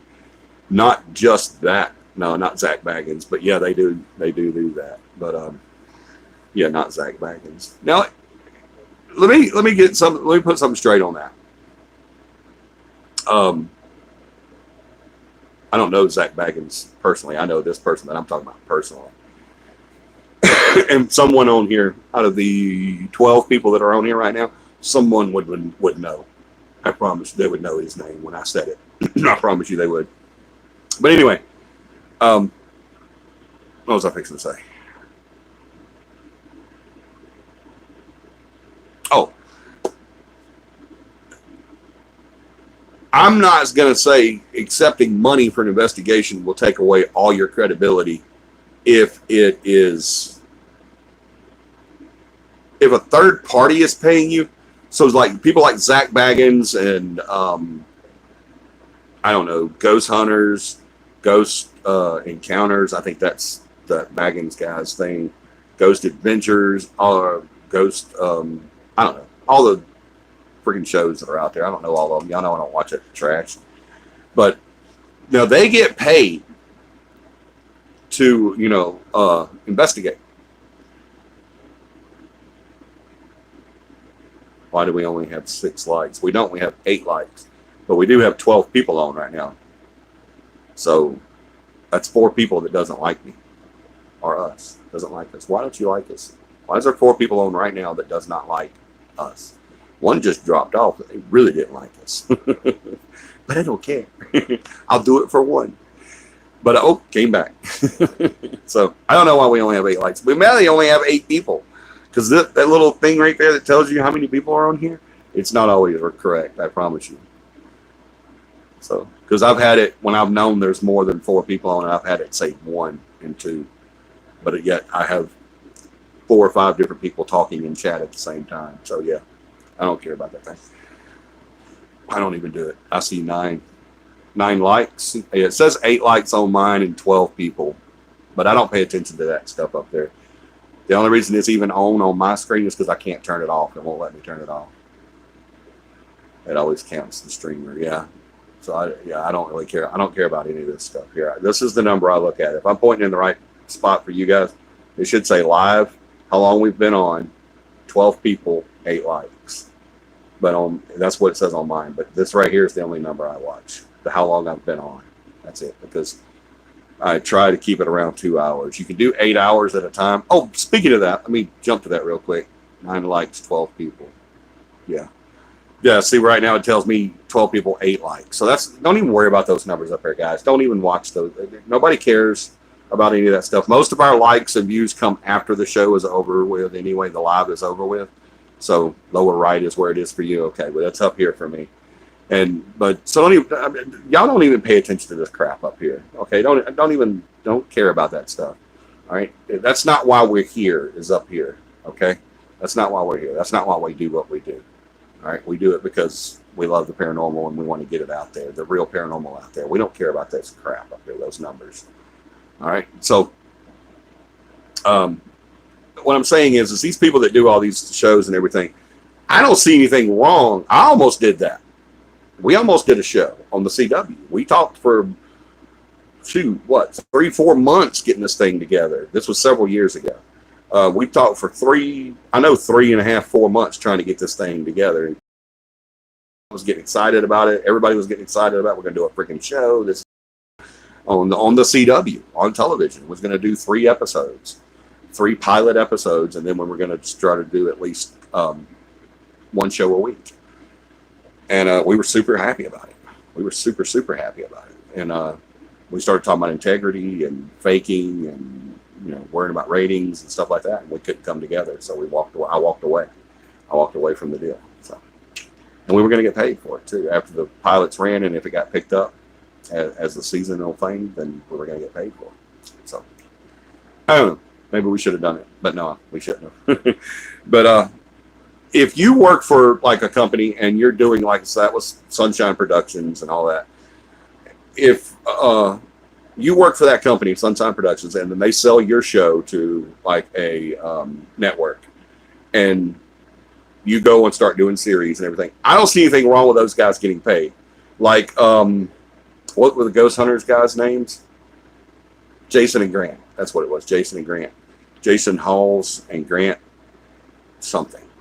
Doesn't matter. Jason and Grant's their names. But you know, they were getting like $4.6 million a season, you know, to do that, to do ghost hunters. And even more than that when they came back. So I don't see anything wrong with them getting paid to do that, because they're not getting paid to investigate. They're getting paid to put it on air as being doing what they're doing. You know, that would be like hypocritical for me to say that I don't get paid for YouTube. We don't have enough subscriptions or subscribers or views. They don't really care about your subscribers. It's your views. We don't have enough yet. If it gets there, great. If it don't, I don't care. I'm not doing this show to get paid. As a matter of fact, to be absolutely honest with you, if we ever do start getting paid to do YouTube, I'll probably stop doing it. I wouldn't stop the show. I'd let someone else do it. But anyway, I don't care about any of that. We don't do it because that. We do it to put that out there, to get the real paranormal out there to people, instead of the crap you see on TV and the movies and all the lies and myths and all that crap. All right. But anyway, it would be hypocritical for me if this show was to, you know, start getting a lot of subscribers and views, and then they start monetizing it and you get sponsors. You don't really get paid. They are actors. They should be paid. Exactly. Thank you, Michelle. That's what I'm saying. They're actors, you know, and even though they're 3,000 subs and we get tattooed. Yeah, I am looking forward to that. If we ever get to 3,000 subs, John and I are getting CAPI tattoos. I'm getting mine right here. I think John's getting his on the back of his shoulder, I think he said, or his arm. But I'm going to put mine right here. But anyway, yeah, y'all get us to 3,000 and we'll do that. So, but if you don't, then that's fine. I'm still going to, I'll probably still get that tattoo anyway. I've been wanting, I got to get a wedding band tattoo and then the CAPI tattoo. And then I'll probably be done with tattoos for a while. But I already have a couple. But anyway, yeah, if y'all want to see John and I get tattoos live, then just get us to 3,000 subs. How many subs do we have right now, John? I don't even know. I never look. I don't care about these numbers, guys. I don't look at this crap up here. I do look at the time, wherever it is for you. Bottom right, I think John said over here, but for me, it's right here. I do look at the time, and I do look at the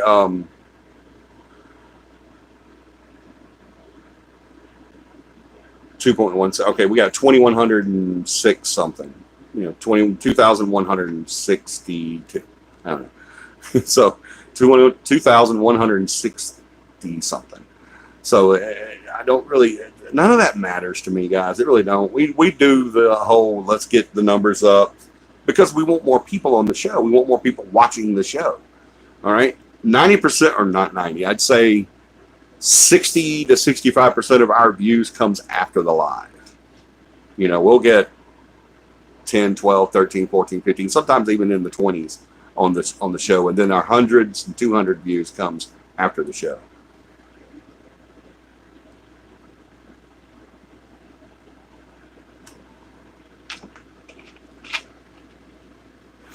So, but that's not why we do this, you know, but I just want to let you guys know that I'm not, you know, shooting out hypocrisy here. You should let adventures, let me advertise for CAPI Paranormal on my website and social media platforms. I don't have a problem with that. Get with John, Michelle. Yeah, get with John and check that out. You should let me advertise for CAPI Paranormal on my website and social media platforms, Michelle Davis. You talking about your business? Are you saying you want to sponsor CAPI? You can do that. Get with John on that. That's his team manager deal. That's a team manager problem.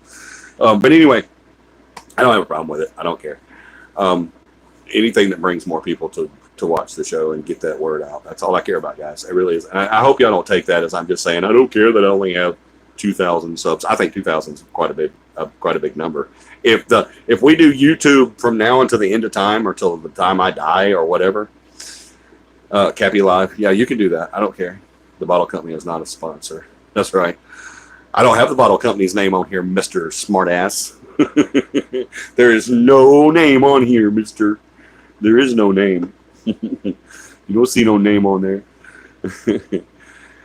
But free advertising. Are you talking about free advertising for me or free advertising for you? I don't care either way, because I would do that for you. I don't care. Send me some info and I'll talk about it on the show, Michelle. I do know you guys started a business. I just saw that yesterday.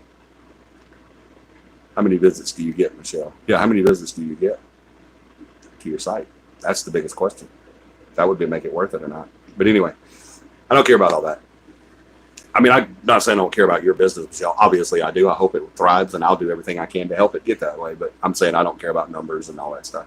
And I don't. I hope y'all don't take that the wrong way. And you hope you don't. And you're just, oh, you're saying that because you only have 2,000. No, I'm not. I'm saying that because we started this show on Facebook and then moved it to YouTube because more people would look to get the real paranormal out there. That's why we started this show. Excuse me. That's why we started this. That's why we have that banner that usually hangs behind me that I couldn't hang tonight. That's why I have this rig here and the lighting and all that. That's why we do what we do. Is to get. That's why we do their classes. The educational department for CAPI does classes. We do CAPI camp, CAPI camp. We do CAPI camp, and we do the class. We do the online class. We do the face-to-face class. We do the camp class. We do all the stuff that we do to get the real paranormal out there. It's not anything else. I don't care about numbers and stuff. I don't care what these here say. All right.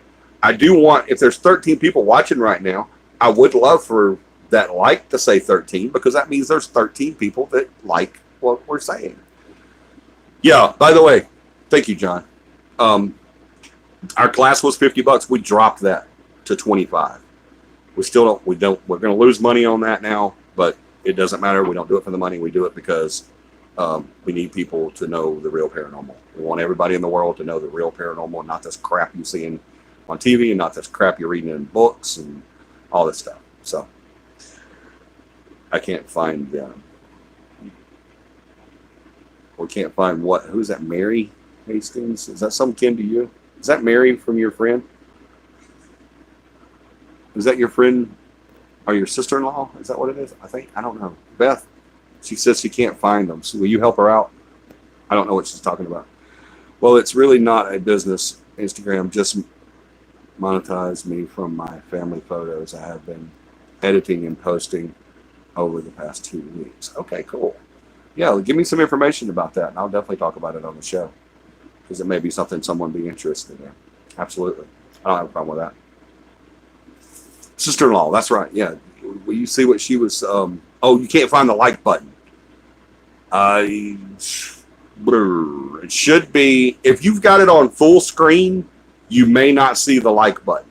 But if you turn your phone back up like this, if you got your phone like this, watching the video on full screen, turn it back like this, and sometimes that'll help. You'll see the little thumbs up button there next to the show description. All right. So close chat and you will find it. Okay, close the chat, Beth says, and you'll still be able to find it. Thank you so much, Mary, for that. Okay, you got it. And I like. Thank you so much, Mary. We appreciate your like. Thank you. We appreciate you watching too. Mary is an awesome person, y'all. She really is. She is so super sweet. That's Beth's sister-in-law. She's a very amazing woman to marry Beth's brother, because that can't be very easy. I'm just kidding. I know Beth's brother, and I'm just picking on him. He's a great guy. Everything about Tom and Beth, just the people they know, their family, everything about them. I got to meet Beth's daughter and future son-in-law and grandson this morning, or yesterday. I think I met him, and I saw him again today. And it's, oh my God, I do not lie when I say I am so. I have a curious question. Go ahead, Dakota. Whatever your question is, go ahead. I am so way beyond undeserved blessed just to know Tom and Beth. I really am. Everybody that knows them are. I really am. I can't stress enough how wonderful they are. They're so amazing. They're the most amazing people ever. And my whole team is, guys. They say, oh my God, I can't talk about them. I know when I get on here and I talk about my team so much and praise them and say how wonderful they are, and y'all get back here and say, oh God, here he goes again. I gotta listen to this crap. All right, this will be a good time to go start that beer. Give me a beer and make me a sandwich. He's talking about Beth again. What the hell? But I'm sorry, I do. I love my team. I have the best team in the world. I really do. And I can't stress enough about how amazing these people are. I really can't. CAPI would not be anywhere where it is today without John. Oh my God. John came on. Y'all know that song? What's it?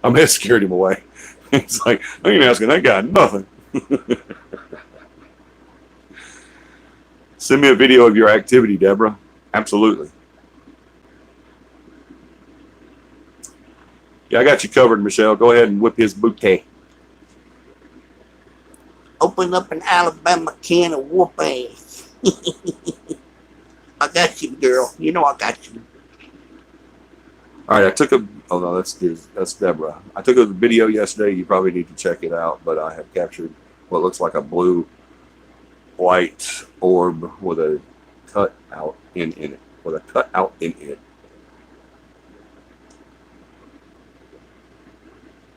Johnny is punch drunk, right?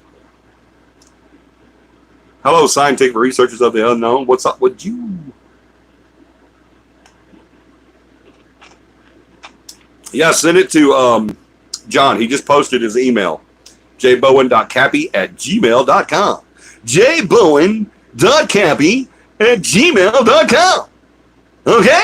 Send it to him right now. I'm tired, y'all. I'm tired.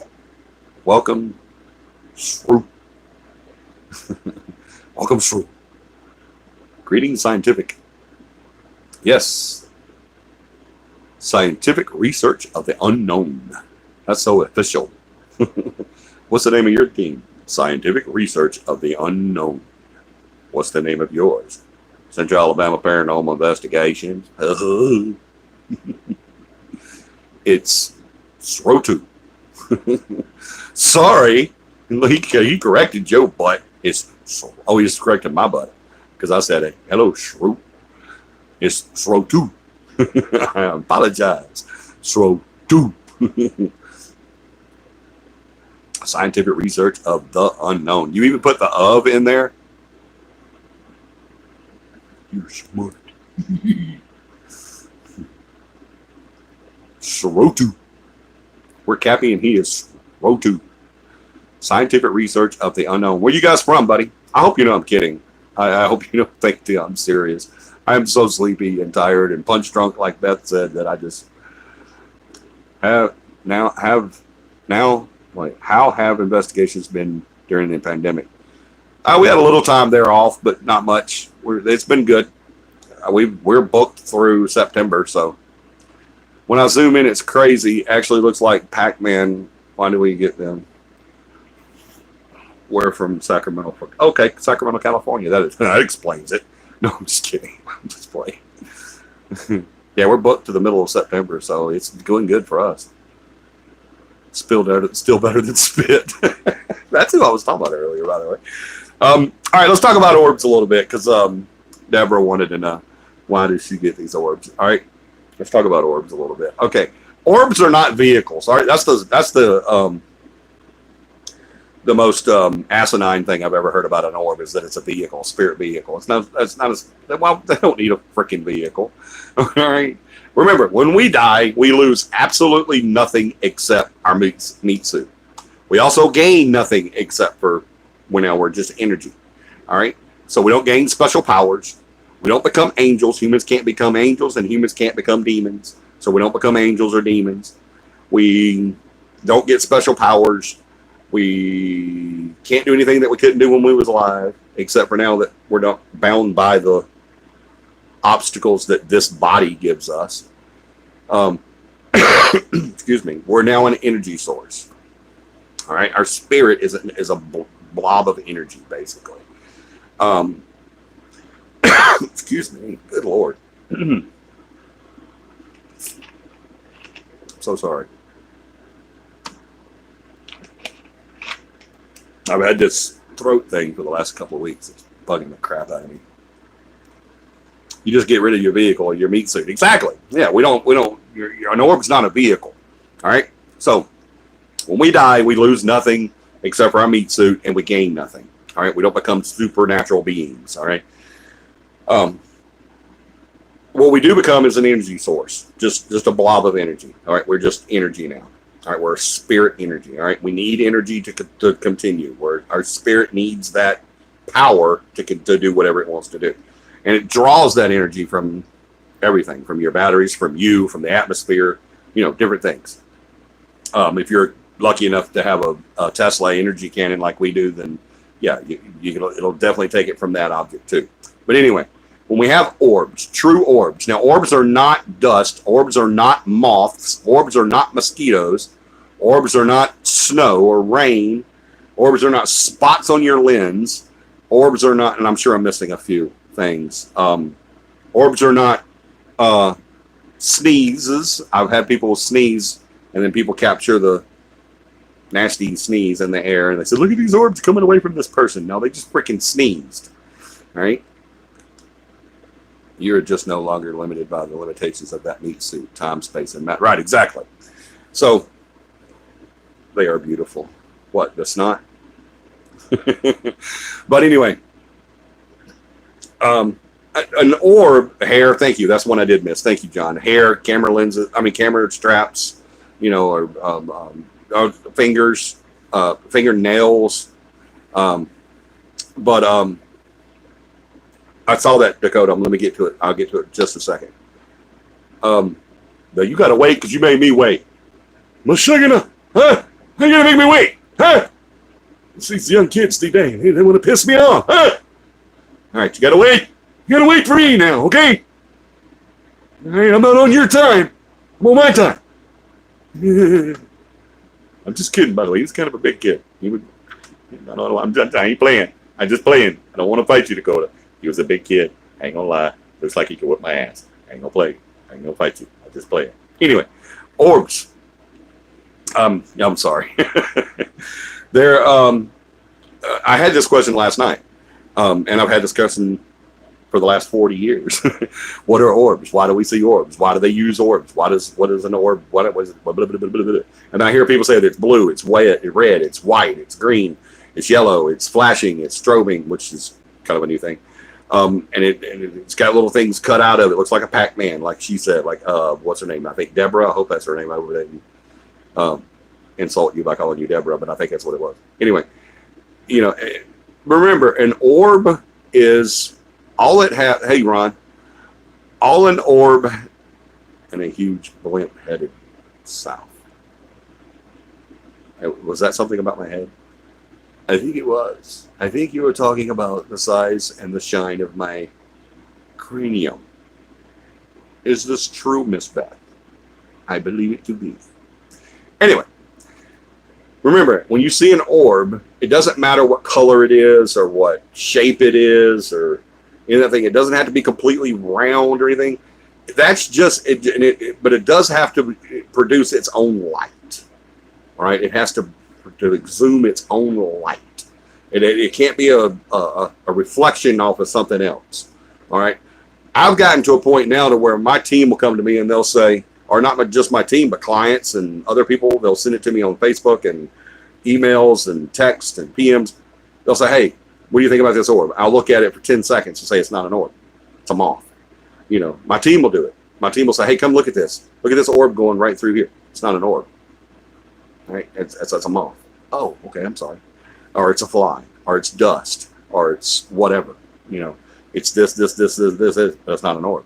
All right? And an orb is an object, usually circular and solid, that exhumes its own light. It's not reflecting light, it's not catching light, and it's not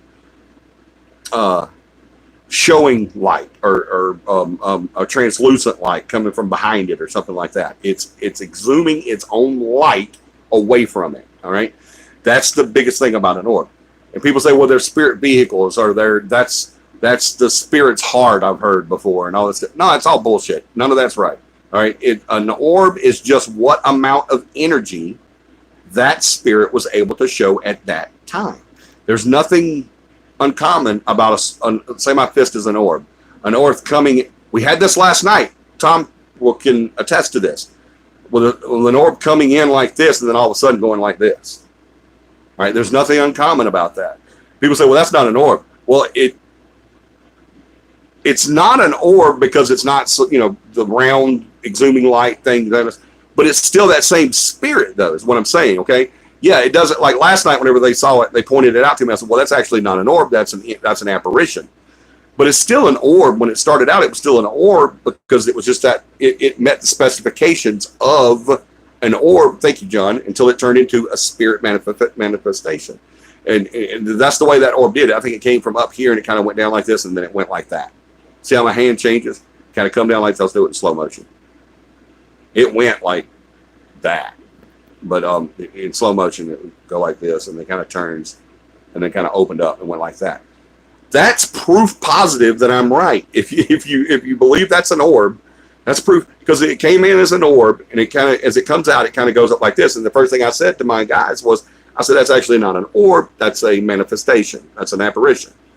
But an orb is an apparition too. But it's when it's in that circle, you know, that little circle, and it's zooming its own light, then that's an orb. That's what we call an orb. Okay, it's an orb, but it's still an apparition. But we've labeled that as an orb. I didn't label it as an orb. It's just what it's always been called. It's an orb. Okay. When you see me walk in the room, as I walk past the room, and someone says, "Look, there's a human being," and then when someone says, "No, that's Johnny," well, it's the same thing. It's still a human being. I am human. I heard you saying human. I am human. I don't look human. I know that, but I am human. Yeah. I ain't human. I heard you. You think I didn't hear? Y'all don't think I can hear y'all. Y'all think y'all can see and hear me and I can't see and hear. Put your finger down. That's wrong, John. Don't do that. Y'all think I can't see you, but I can see. Stop laughing, Beth. I can see you. All right. Y'all think I can't, but I got a little window right here. I can see everybody. Just click on who I want to watch and everything. That wasn't nice. You know that wasn't nice. But it's still that thing, okay? It's still that energy spirit, you know, that blob of energy. It's coming through. It's an orb. It's an orb. An orb. It's an apparition, because now it's not that circular, light exhuming spirit energy. Okay, now it's going to open up and it's going to kind of go like this and kind of go. So now it's an apparition. All right. And you say, well, if it's an apparition, why don't I see it? Why don't I see it walking? And I'm gonna get y'all's comments, I promise. But why don't I see it walking? Why don't I see an arm? Why don't I see a leg? Why don't I see a head? Why don't I see a chest? Why don't I see a butt? Why don't I see a foot? You know, whatever. An apparition doesn't have to be a full body. All right. Full body apparitions is that walking right in front of you, going through, or even floating in front of you, or whatever it's doing, or laying down, or whatever, hiding up in the corner like one that did to me, scared the piss out of me. But an apparition is that. It's you're seeing that spirit. Doesn't mean you see all of that spirit. It's just whatever they're able to show you at that time. The only thing I can show you, I'm a spirit coming in. The only thing I can show you is my orb. It's just an orb, just an orb, just an orb, just an orb. I just collected some energy from you, so now I can show you my back, and you're looking at part of my head. And you see what I'm saying? I don't know what you're looking at. I'm just using an example, okay? As it's coming through, you know, this is all the energy I have. This is it. That's it. Oh, look, there's a person right there investigating me. I'm going to pull some energy from him or his battery or his equipment, and now I got a little more energy, and now I can see. See, I hope I'm explaining that so you guys can understand. An orb is nothing more than a think about it like this. If I'm walking across the room, here I am, this is Johnny, I'm walking across the room, but I have a board, a big cardboard in front of me. So you can't see me walk across the room, right? But now this opens up and you see that much of me. Or let's say that much of me. A little ball of me you can see. So now that's all you can see of me. And let's say I get more energy and I get more energy and I get more energy and I get more, okay? So now you can see that's what I'm saying. If I've got this cardboard in front of me as I'm coming across the screen and I slowly gain enough energy to remove that cardboard, start tearing holes in it, and you can start seeing me as I go across. All right, that's all an orb is. All right, an orb is nothing special. It doesn't mean they're the colors doesn't matter. Okay, I've never in my life, 42 years of doing this, guys, I've never seen anything. And there's so many myths out there about colors. If it's red, it's a demon. If it's blue, it's an angel. If it's all right, angels and demons aren't showing you their friggin' orbs. Okay, they're not walking by an orb. All right, that's not their agenda. Okay. And how arrogant of you to even think that you qualify for that, or that you're important enough to, and I'm not saying to me, but to them, especially a demon. How arrogant of you to say that you're even important enough for me to show myself to you. You're nothing to me. You're a little speck. All right. Remember, that's what started the whole disagreement in heaven anyway. All right. You're not doing this right. And the little cockroaches down there don't mean nothing to me. So don't. I'm not saying that. I hope y'all know that. I know I can say stuff when I'm joking and stuff, and people take it the wrong way, and then they say I'm mean, and so I'm not trying to be that way. But if I'm saying that's what their attitude is towards you, okay? I saw a demon, and the demon's over like, no, you didn't. I showed myself to your son because that's who I'm trying. I'm still here. I'm to get. I'm not. I've already got you. You're already there. I don't need to waste my time on you. I'm trying to get your son or your daughter, not you. So remember, guys, an orb is just that. That's all it is. All right. It's just that part of that energy that you're able to see because that's what they're able to show you at that time. And if it grows like that one did last night, then they're just taking more energy from you, from the atmosphere, from batteries, from equipment, from I don't know, you got a freaking television plugged up over there and it's running or whatever. I don't know. There's just so many things they take energy from, and they will. So get all that stuff out of your head about orbs being blues, angels, reds, demons. Whites means they have good credit. I'm not sorry. White means that it's a malevolent, and all it's all crap. It's just what they can show you at that time. Okay, the colors doesn't mean anything. Shapes and sizes and all that stuff really doesn't mean that much. I'm not gonna say shape and sizes doesn't mean anything because to qualify for an orb, you are that kind of circumference, whatever, it's circle shape, and whatever. But as it changes, it turns into an apparition. But it's still that's the same thing. It's still Johnny walking across the room, but now you see more of him. So that's all that is. All right. So let's get back up here. I think Dakota did specify a little more on his question. Okay, here's Dakota. By questioning her presence, do you think it made her angry? And is it that why there was more activity after you guys left? And I don't understand what causes air temperature to change. Okay, yes, to all of that. It is possible that questioning her presence could make her angry and more active. That's something that we always let our clients know that if you come and do an investigation, it can accelerate. It may diminish, it may accelerate, it may go away completely for a little while and come back, or it may just go away and never come back. So yeah, that is a definite possibility. That's why when we take on a client, and we consider a client not when we do the investigation, but when we agree to do the investigation. When we say yes, we'll take your case, we'll come in and talk to you, whether it's next year or 3 months down the road when we're actually going to go, we still take that case. We become your clients, or you become our clients, and we become your family, and we treat you as such. That's why when we come and do an investigation, I always tell my people, I'm not leaving you here, okay? You're a client now. You're part of our family. We're not leaving you here to deal with what we stirred up, if we stirred anything up. We're not leaving you, we're not just throwing you to the wolves. That's why I tell all my people, and I don't know if we told them last night because I wasn't part of that conversation. I'm sure Beth did, but our clients, just in case we didn't, Dakota, our clients, you can call me at 2 o'clock in the morning, 3 o'clock in the morning, 4 o'clock in the morning, 2 o'clock in the afternoon, 10 o'clock at night. It doesn't matter. You call me anytime, day or night, 24 hours a day, 7 days a week, even on Christmas and Thanksgiving. I don't care. Call me anytime. I'm always here for my clients. I never take a break. I never go on vacation for my clients. I do go on vacation. We're going May 29th through June 2nd, I think it is. We're going on vacation, but I'll still be there I'll still have my phone. I'm still there for my clients. I'm still there for my team. I'm still there for my family, whatever. Just because I go on vacation doesn't mean I stop doing this. Even whenever we take our break from December 15th through July 5th, when we take our holiday break and we don't do any investigating or any shows or anything like that, or any classes or anything, do anything CAPI, anything paranormal during that time, I'm still there for my clients. I have people call me during that break too. So we're always there for you, Dakota. If anything happens, you get scared, you get inquisitive, you get worried, anxious, whatever, you pick up the phone, you call us. If you don't have our numbers, PM me or Beth, and she'll make sure you do. All right? So we're never away from you. Second part of your question.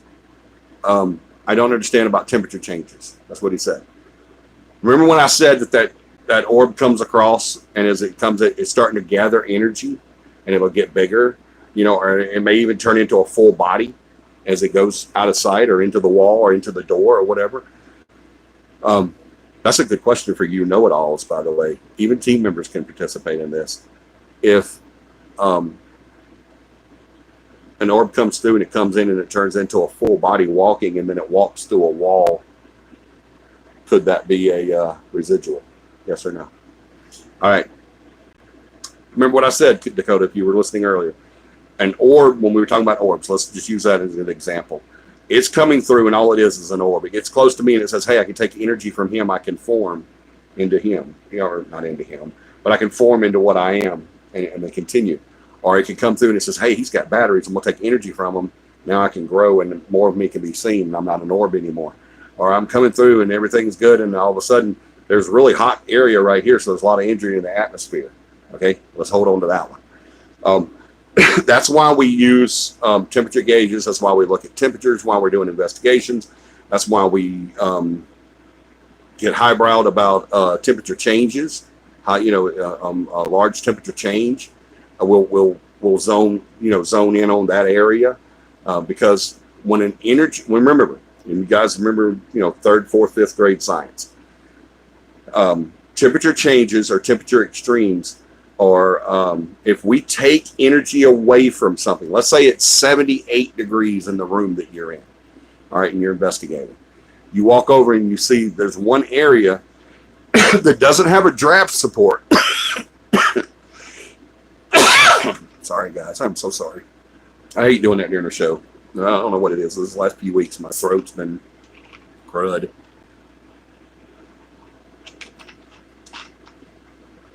I'm not sick. It's just my throat. I don't know.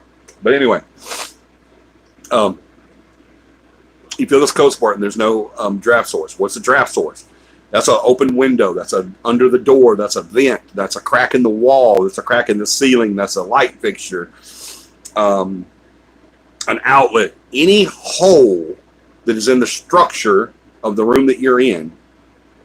Any hole, whether it be the door, or the window, and everything else I just named, whatever it is, any hole that can produce a source. I keep looking over here. I'm sorry. I'm supposed to look over here. I keep looking at myself because I'm talking. And you just naturally, when you're talking to someone and they're in front of you and I'm in front of me, then you're going to listen. So I'm sorry. I'll look at you guys. But any draft source, any hole that's in the room can feed that area to make it colder. So if it's 78 degrees in this room that I'm in right now, it's not 78 degrees in here. I'm just using an example. I'd be dying if it was 78 degrees. I ain't playing.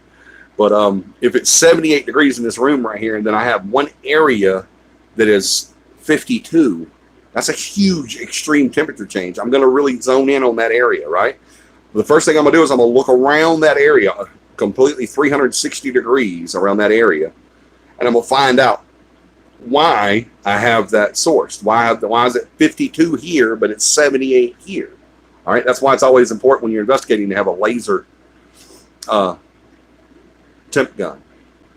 The probes and the thermometers and stuff like that are okay, but a laser's best because you can pinpoint it in different areas of the room, get different readings everywhere, and that's really good to use whenever you want to find a draft source.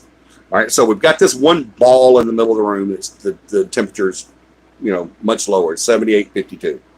So we want to go everywhere around and find out if there's a draft coming in. Once we decide there's no draft coming in, we know that we have a cold spot. Here's why cold spots happen, Dakota. The reason a cold spot happen is because our atmosphere is 78 degrees, right? We already know. Over here. Which camera? Camera 1, camera 2, camera 1, camera 2, camera 1, camera 2. I'm sorry. We already know that we have that source there, that temperature exchange with no source. We've already went all the way around. There's no draft in the room. There's no openings in the room. There's no possible way that this area right here would do that. And the way we did that is 360 degrees, We know that there's no draft. It's always 78 degrees everywhere except for right here. All right. Size of cold spots only differ between how much energy is taken. All right. So they could be the size of a basketball or a beach ball or my head, which is bigger than both of those. Or, it could be as small as a golf ball or a marble. Okay. So the ones that are really small are really cool. By the way, if you ever experience those, they're really freaking awesome. They're really small cold spots because when you're walking, you just like your arm will go through it and you just feel that one cold spot on that one part of your arm. Like you're coming through, and that one cold spot's like this big and you feel it. But everything else is like you're sweating, but then it feels like somebody's going with cold air. It's really cool. But anyway, I love cold spots. It's one of my favorite things to find. But here's why. Remember, third, fourth, fifth grade science. When we have an energy source, which is our atmosphere, 78 degrees, right? Heat is a source of energy, right? So whenever that entity or that orb coming through of that entity and wants more energy and it can't get it from me and it can't get it from my equipment or can't get it from here or just decides that's where it wants to get it, it says, well, I'm just going to take energy from the atmosphere. It's hot enough in here. I have energy. Remember, presence of energy equals heat. Absence of energy equals cold, right? So when we take that energy away from the atmosphere and use it, that's what the entity's doing. It's taking that ball of energy right there. It just reaches out and grabs it, a big cotton candy handful of, think of the entire room, the atmosphere in the entire room as a big ball of cotton candy. And all that cotton candy is energy and it's heat. All right. So the entity says, I could really use some of that cotton candy right now. I'm really hungry for energy. So, and that sugar is really going to help me, right? And that's what we do. We eat about all this stuff, and I don't really think sugar makes us energized. I don't think it makes kids energized. I think we just need a spanking. But anyway, we're going to reach in there and we're going to grab a big ball of that cotton candy energy, and we're going to eat it. And now we're consuming that energy into us now, right? And we keep going. We walk away. We've got our fill. We've reached in and grabbed us a big hunk of that cotton candy energy, eat it up, and now we're walking away. What's left is an energy displacement, right? We have a displacement of energy. We've removed energy from one source of that entire room. One handful glob or 2 handful globs of cotton candy are gone now. So now we've displaced energy. So that area right there is going to be cooler because we've taken energy away from it, right? So I hope that answers your question, Dakota. That's why you have cold spots and temperature extreme changes. It's because not us, but the entity has taken that energy that it needs to manifest itself or slap us or scratch us or touch the back of our neck. I felt like I was touched on the back of my neck last night. It's coming through and it's like, man, I really like to slap that guy. He looks like an idiot. He really does. He does. He looks like just a complete idiot. But as he's coming through, he's like, oh, man, I'd love to hit him, but I just don't have the energy. This ball of, this orb is all I got. And so it says, well, I'll just take it from here. And it just takes that big old thing, and as it goes by, ow, I get snapped. All right, I have been hit before, and that's what it did. It took energy to use that against me to hit me. I've been scratched before. I've been pushed down. I've been pushed up. I got pushed up a set of stairs and broke my toe and my wrist. I almost got pushed down an elevator shaft. I've been scratched and slapped and poked and punched and hugged and kissed and all this stuff. So yeah, it takes energy to do any of that. They'll take that energy from anywhere they can. If they don't have a source other than the atmosphere, they'll take it from the atmosphere too. Or they may have sources other than the atmosphere. That's just where they wanted to take it from. All right. If it's available, they're going to take it. All right. So that they can do stuff. Let me catch up with you guys. Hold on. Let's see. Go back to where Dakota said that he did not understand. Temperature, it's right there. Okay. Greedy, got that. Like we orbs. I think it's true that red orbs are a sign of danger X. Thank you. Is it true that red orbs are a sign of danger? No, Deborah. The color of an orb has nothing to do with it. That's just the amount of energy they were able to conjure at that time. Has nothing to do with them being malevolent or what. It has nothing.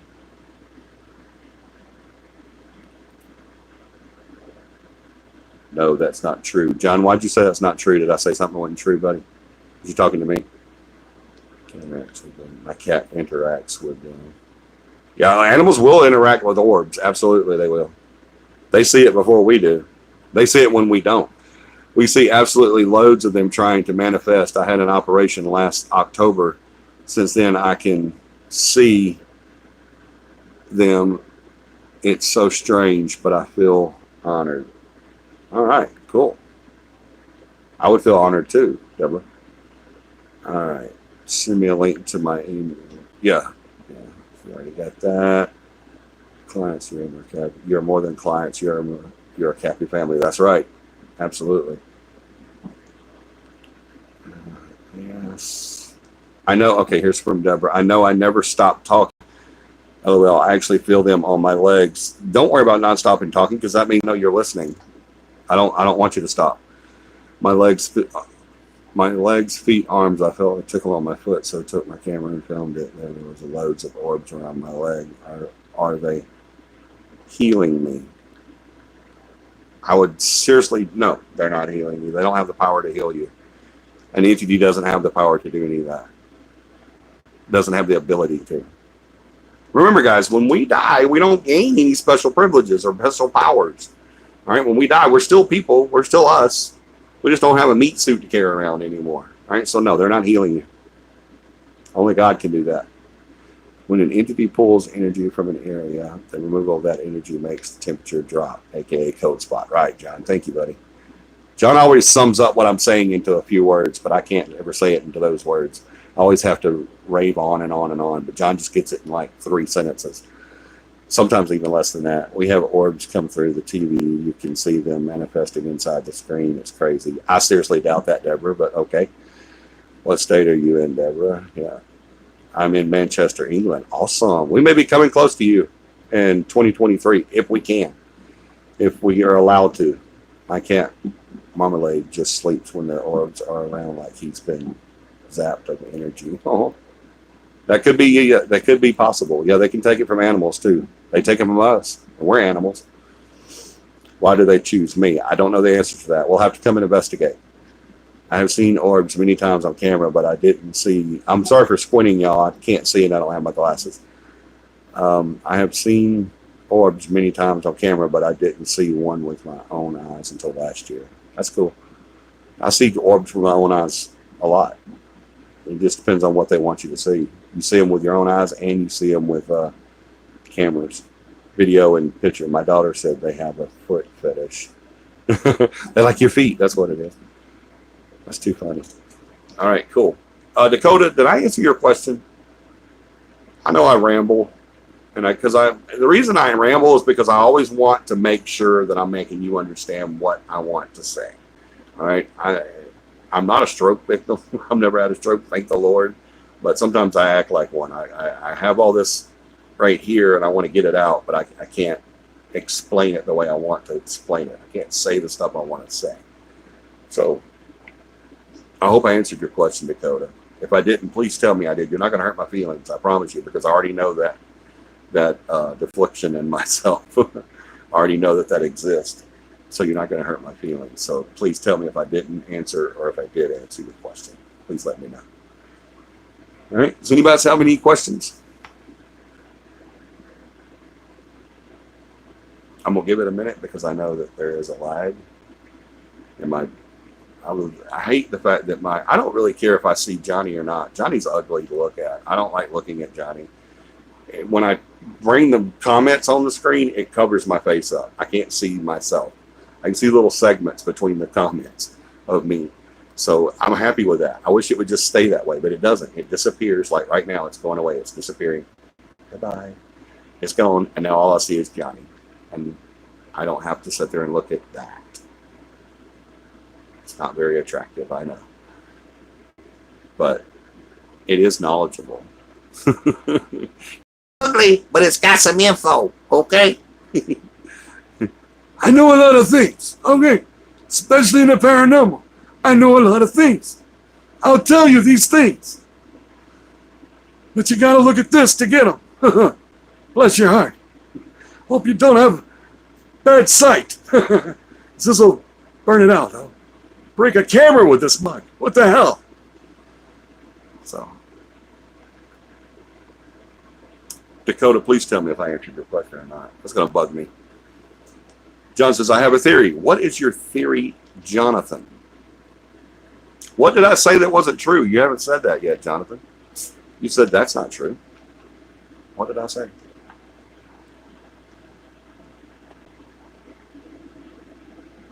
I'm being challenged by Jonathan. John does challenge me a lot. John won a class, won his class to be able to get his certificate. He won it on this show for stumping me. It's a long one. Okay, but before you do the long one, tell me what I had that was wrong. That you said that's not true. What did I lie about? Please. Please tell me. I want to know. I don't think it's too much to ask. You? I love you guys so much. I really do. You've been great. I just wondered if when I had my operation, whether something happened when I was able to see the orbs as I do, although I do see things around the house. We all do before this. Okay. Yeah, that's, there's a whole school of thought in the paranormal that says that traumatic events like operations or comas or near-death experiences. Oh, you was answering Deborah. Okay, I'm sorry, John. I just want to make sure I didn't say something that wasn't right. That, near-death experiences, comas, PTSD situations, stuff like that, traumatic events can open up parts of our brain. Let me put it to you like this. I'm kind of like a fence rider on that theory. I'm not real sure. John asked me a question not long ago. It's a wonderful question, and it really got me thinking. Here's the question. I'm going to give you guys the question that he asked me first, and then I'm going to give you my answer to the question and then my theory behind that. All right? I'm going to explain my answer, if you will. So here's what he said. I don't remember what we were talking about. It was just a random question or what. But when I read it, I was just like, when I read a question from John, I'm always on the offense because I'm like, he always tries to stump me. I'm like getting my armor on when I read a question from John because it's his life goal is to stump Johnny. He's done it. And when he did it, he really liked it. He was like, man, I like that. I like how that feels. So he does it all the time now. He tries to do it all the time now. So, and I love that because he keeps me sharp and I want to answer his questions and keep him sharp. So yeah, I love that. But he has made me pull out the old research book a few times because he's that guy. He really is. He's my radar. He's my brother. He's my everything when it comes to the knowledge and all that. I mean, he's amazing. But he asked me this question, guys. He said, if we don't lose anything or gain anything when we die, what happens to a psychic? A true psychic, a real psychic. Of the psychics out there, it just says you're live. Oh, it reset me. Okay, cool. 98% of the psychics out there are fakes and just trying to get your money. All right. There's 2% of them out there that are real. That have proven to me that they're real. All right. So his question is, if we don't lose or gain anything when we die, what happens to a psychic, a real psychic, a true psychic? Are they able to still predict future events or, be a psychic? Are they still able to do that when they die, or do they lose that? All right. Now, here's my answer to that. My answer to that was, I don't know 100%, but he didn't stump me because the reason I don't know is because I know the theories on that.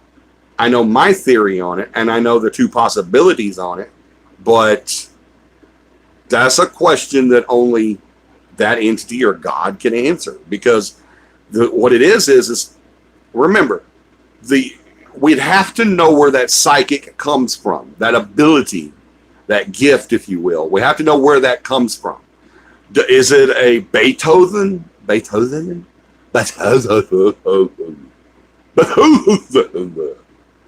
Is it a Beethoven type thing? Or is it an And when I say Beethoven, let me explain that first. And when I say Beethoven thing, Beethoven at 5 years old, at 3 years old, he wrote his first symphony at 5, I think. But at 3, he was sat in front of a piano for whatever reason. I don't know if they wanted him to play with it or what. But he sat in front of a piano at 3 years old, and he looked at the keys and he saw the mathematics in those keys. All right, he saw the math work in those keys. He's like, I get it. This makes sense to me. And he was able to play the piano. Never been taught how to do it or anything like that. He was just able to sit down and start playing the piano. I have a really good friend of mine, one of my best friends in the world, that is magical on a piano. You play it, make you cry when he plays it. I'm not kidding. He's an amazing pianist. And he too did not know how to play the piano. And he prayed about it. He said, my family sings, my family plays this instrument, does this. I don't do anything. I like some, I want to know how to do this. I want to know how to play the piano.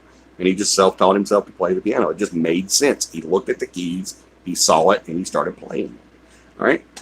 I don't think he did it like Beethoven did at 3 years old and sat down and said, hey, play the piano now, and just started playing it. My friend looked at it, he got it and was able to, work it out. Just like, my 2 sons are self-taught guitarists, and they both play very well. And one of them even plays the guitar and the bass, and they're all self-taught because it just made sense to them. I can't play an instrument to save my life, but that wasn't my calling. So, but here's what I'm saying. That ability from that savant was available to Beethoven because there's a section of his brain that he uses that most people don't. He is able to use through a birth defect or whatever, what have you. He was able to use that section of his brain, and it just clicked. That piano just clicked. He saw the mathematics in that piano, and he was able to figure it out. So if that's the case, if his ability comes from that, would he still be able to play the piano afterwards? Absolutely he would, because he has that knowledge now, and his spirit has that knowledge. He doesn't have to relearn that. All right.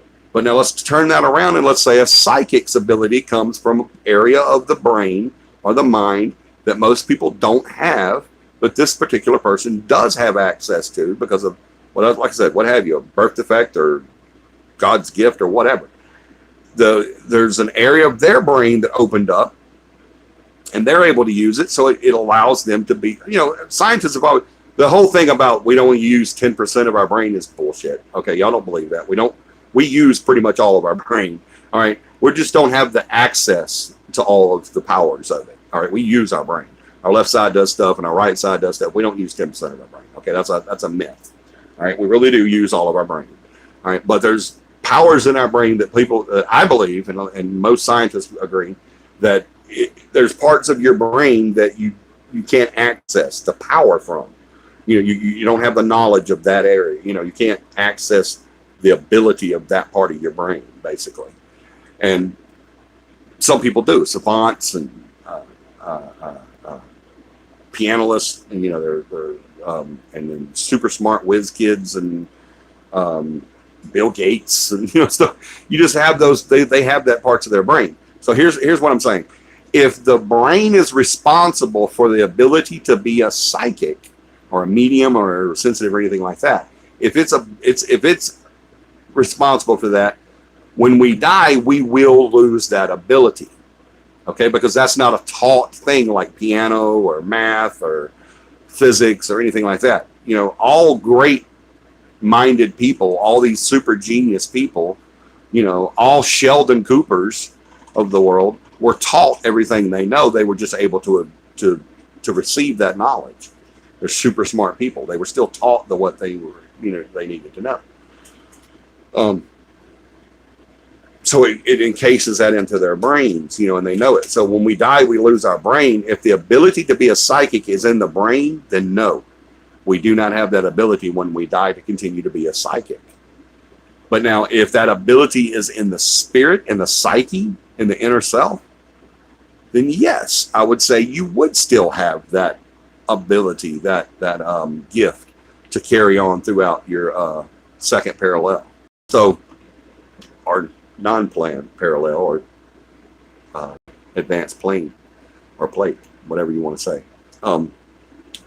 So those, that question was an amazing question. I loved that question. It really got me to thinking on that. And I responded to John in pretty much the way I'm responding to you guys is, if that ability is something that is in our brains and we're able to continue it through the knowledge of it, then yes, we will lose that when we die. But if that ability is through spiritual or inner energy, then no, I don't see us taking it any further than that, than life. Because, I mean, I do, I'm sorry, I got messed up. If it's in our brain, I don't see us taking it any further after life. But if it's in our spirit and our inner energy, our soul, if that's where that ability comes from, then yes, we would be able to continue that ability after death or on second plane. Right? So I really thought that was interesting the way he presented that question, and it just like it highbrowed me so bad because I was just like, heck yeah, I love this one. At first I'm reading it and I'm just like all defensive, and then I'm, because I'm just like, oh, he's trying to get me. An excitement of electrons cause light. Yeah, there you go. See how he just condenses everything I say.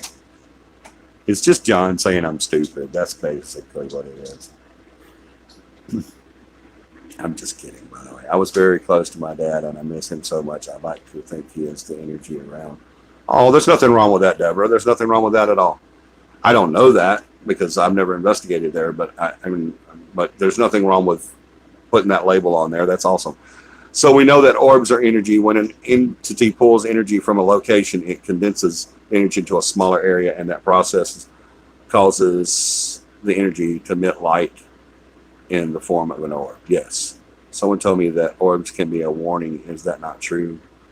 By the time you finish answering all questions, you will be drained like a cat. No, I'm good. I love questions. And no, that's not true, Deborah. The whole orbs can be a warning thing. Crap. That's Hollywood BS. An excitement of electrons cause light. Yep. Absolutely. All right, guys. Well, I am about to hit my 3-hour mark. I love you guys so much. I am so happy you were joining me tonight. I do apologize for being late. I wished I could have figured it out on my own, but I had to get Paramama, as always, to come and save the day. So I want you all to send Paramama a PM and say, thank you for making CAPI Alive happen this week, because if it hadn't been for you, it wouldn't happen. And it really wouldn't happen. I wouldn't have a phone, so you couldn't call me and fuss at me about it. So y'all let her know we appreciate her and how much we love her and everything. Guys, I love you so much. I want to see you guys back here next week. We are going to start our 4-part series on religion and paranormal next Sunday night at 9 p.m. So y'all be here. Do your research, get your questions ready, get ready for that. We're going to start it. It's going to be a great 4-part series. I think it's going to take us a long way. We're going to drop down the rabbit hole on this one. I really believe it's going to branch out, and we're going to really hit this one hard. I love that subject, and I've written papers on it. And I actually tried to find my paper, the last paper I wrote on this subject, which is part of the book that I'm working on. And I couldn't find it. So, but I will find it. But anyway, I love you guys so much. Thank you for being here this week. We will see you next Sunday at 9 p.m. Central Standard Time. Don't be late like I was tonight. All right? I'll try to be on time. You try to be on time. I'll give you all my spiel. You give me your questions. And if you want to debate, we'll hit head-to-head and go for it. All right? Y'all do me a huge favor this coming week, if you would. I don't care if it's somebody you know, love, don't know, a stranger on the street. I want you to make somebody smile this week for no other reason than just to see them smile. All right? We love you guys. Have an awesome night. We'll see you next Sunday. Have a paranormal week.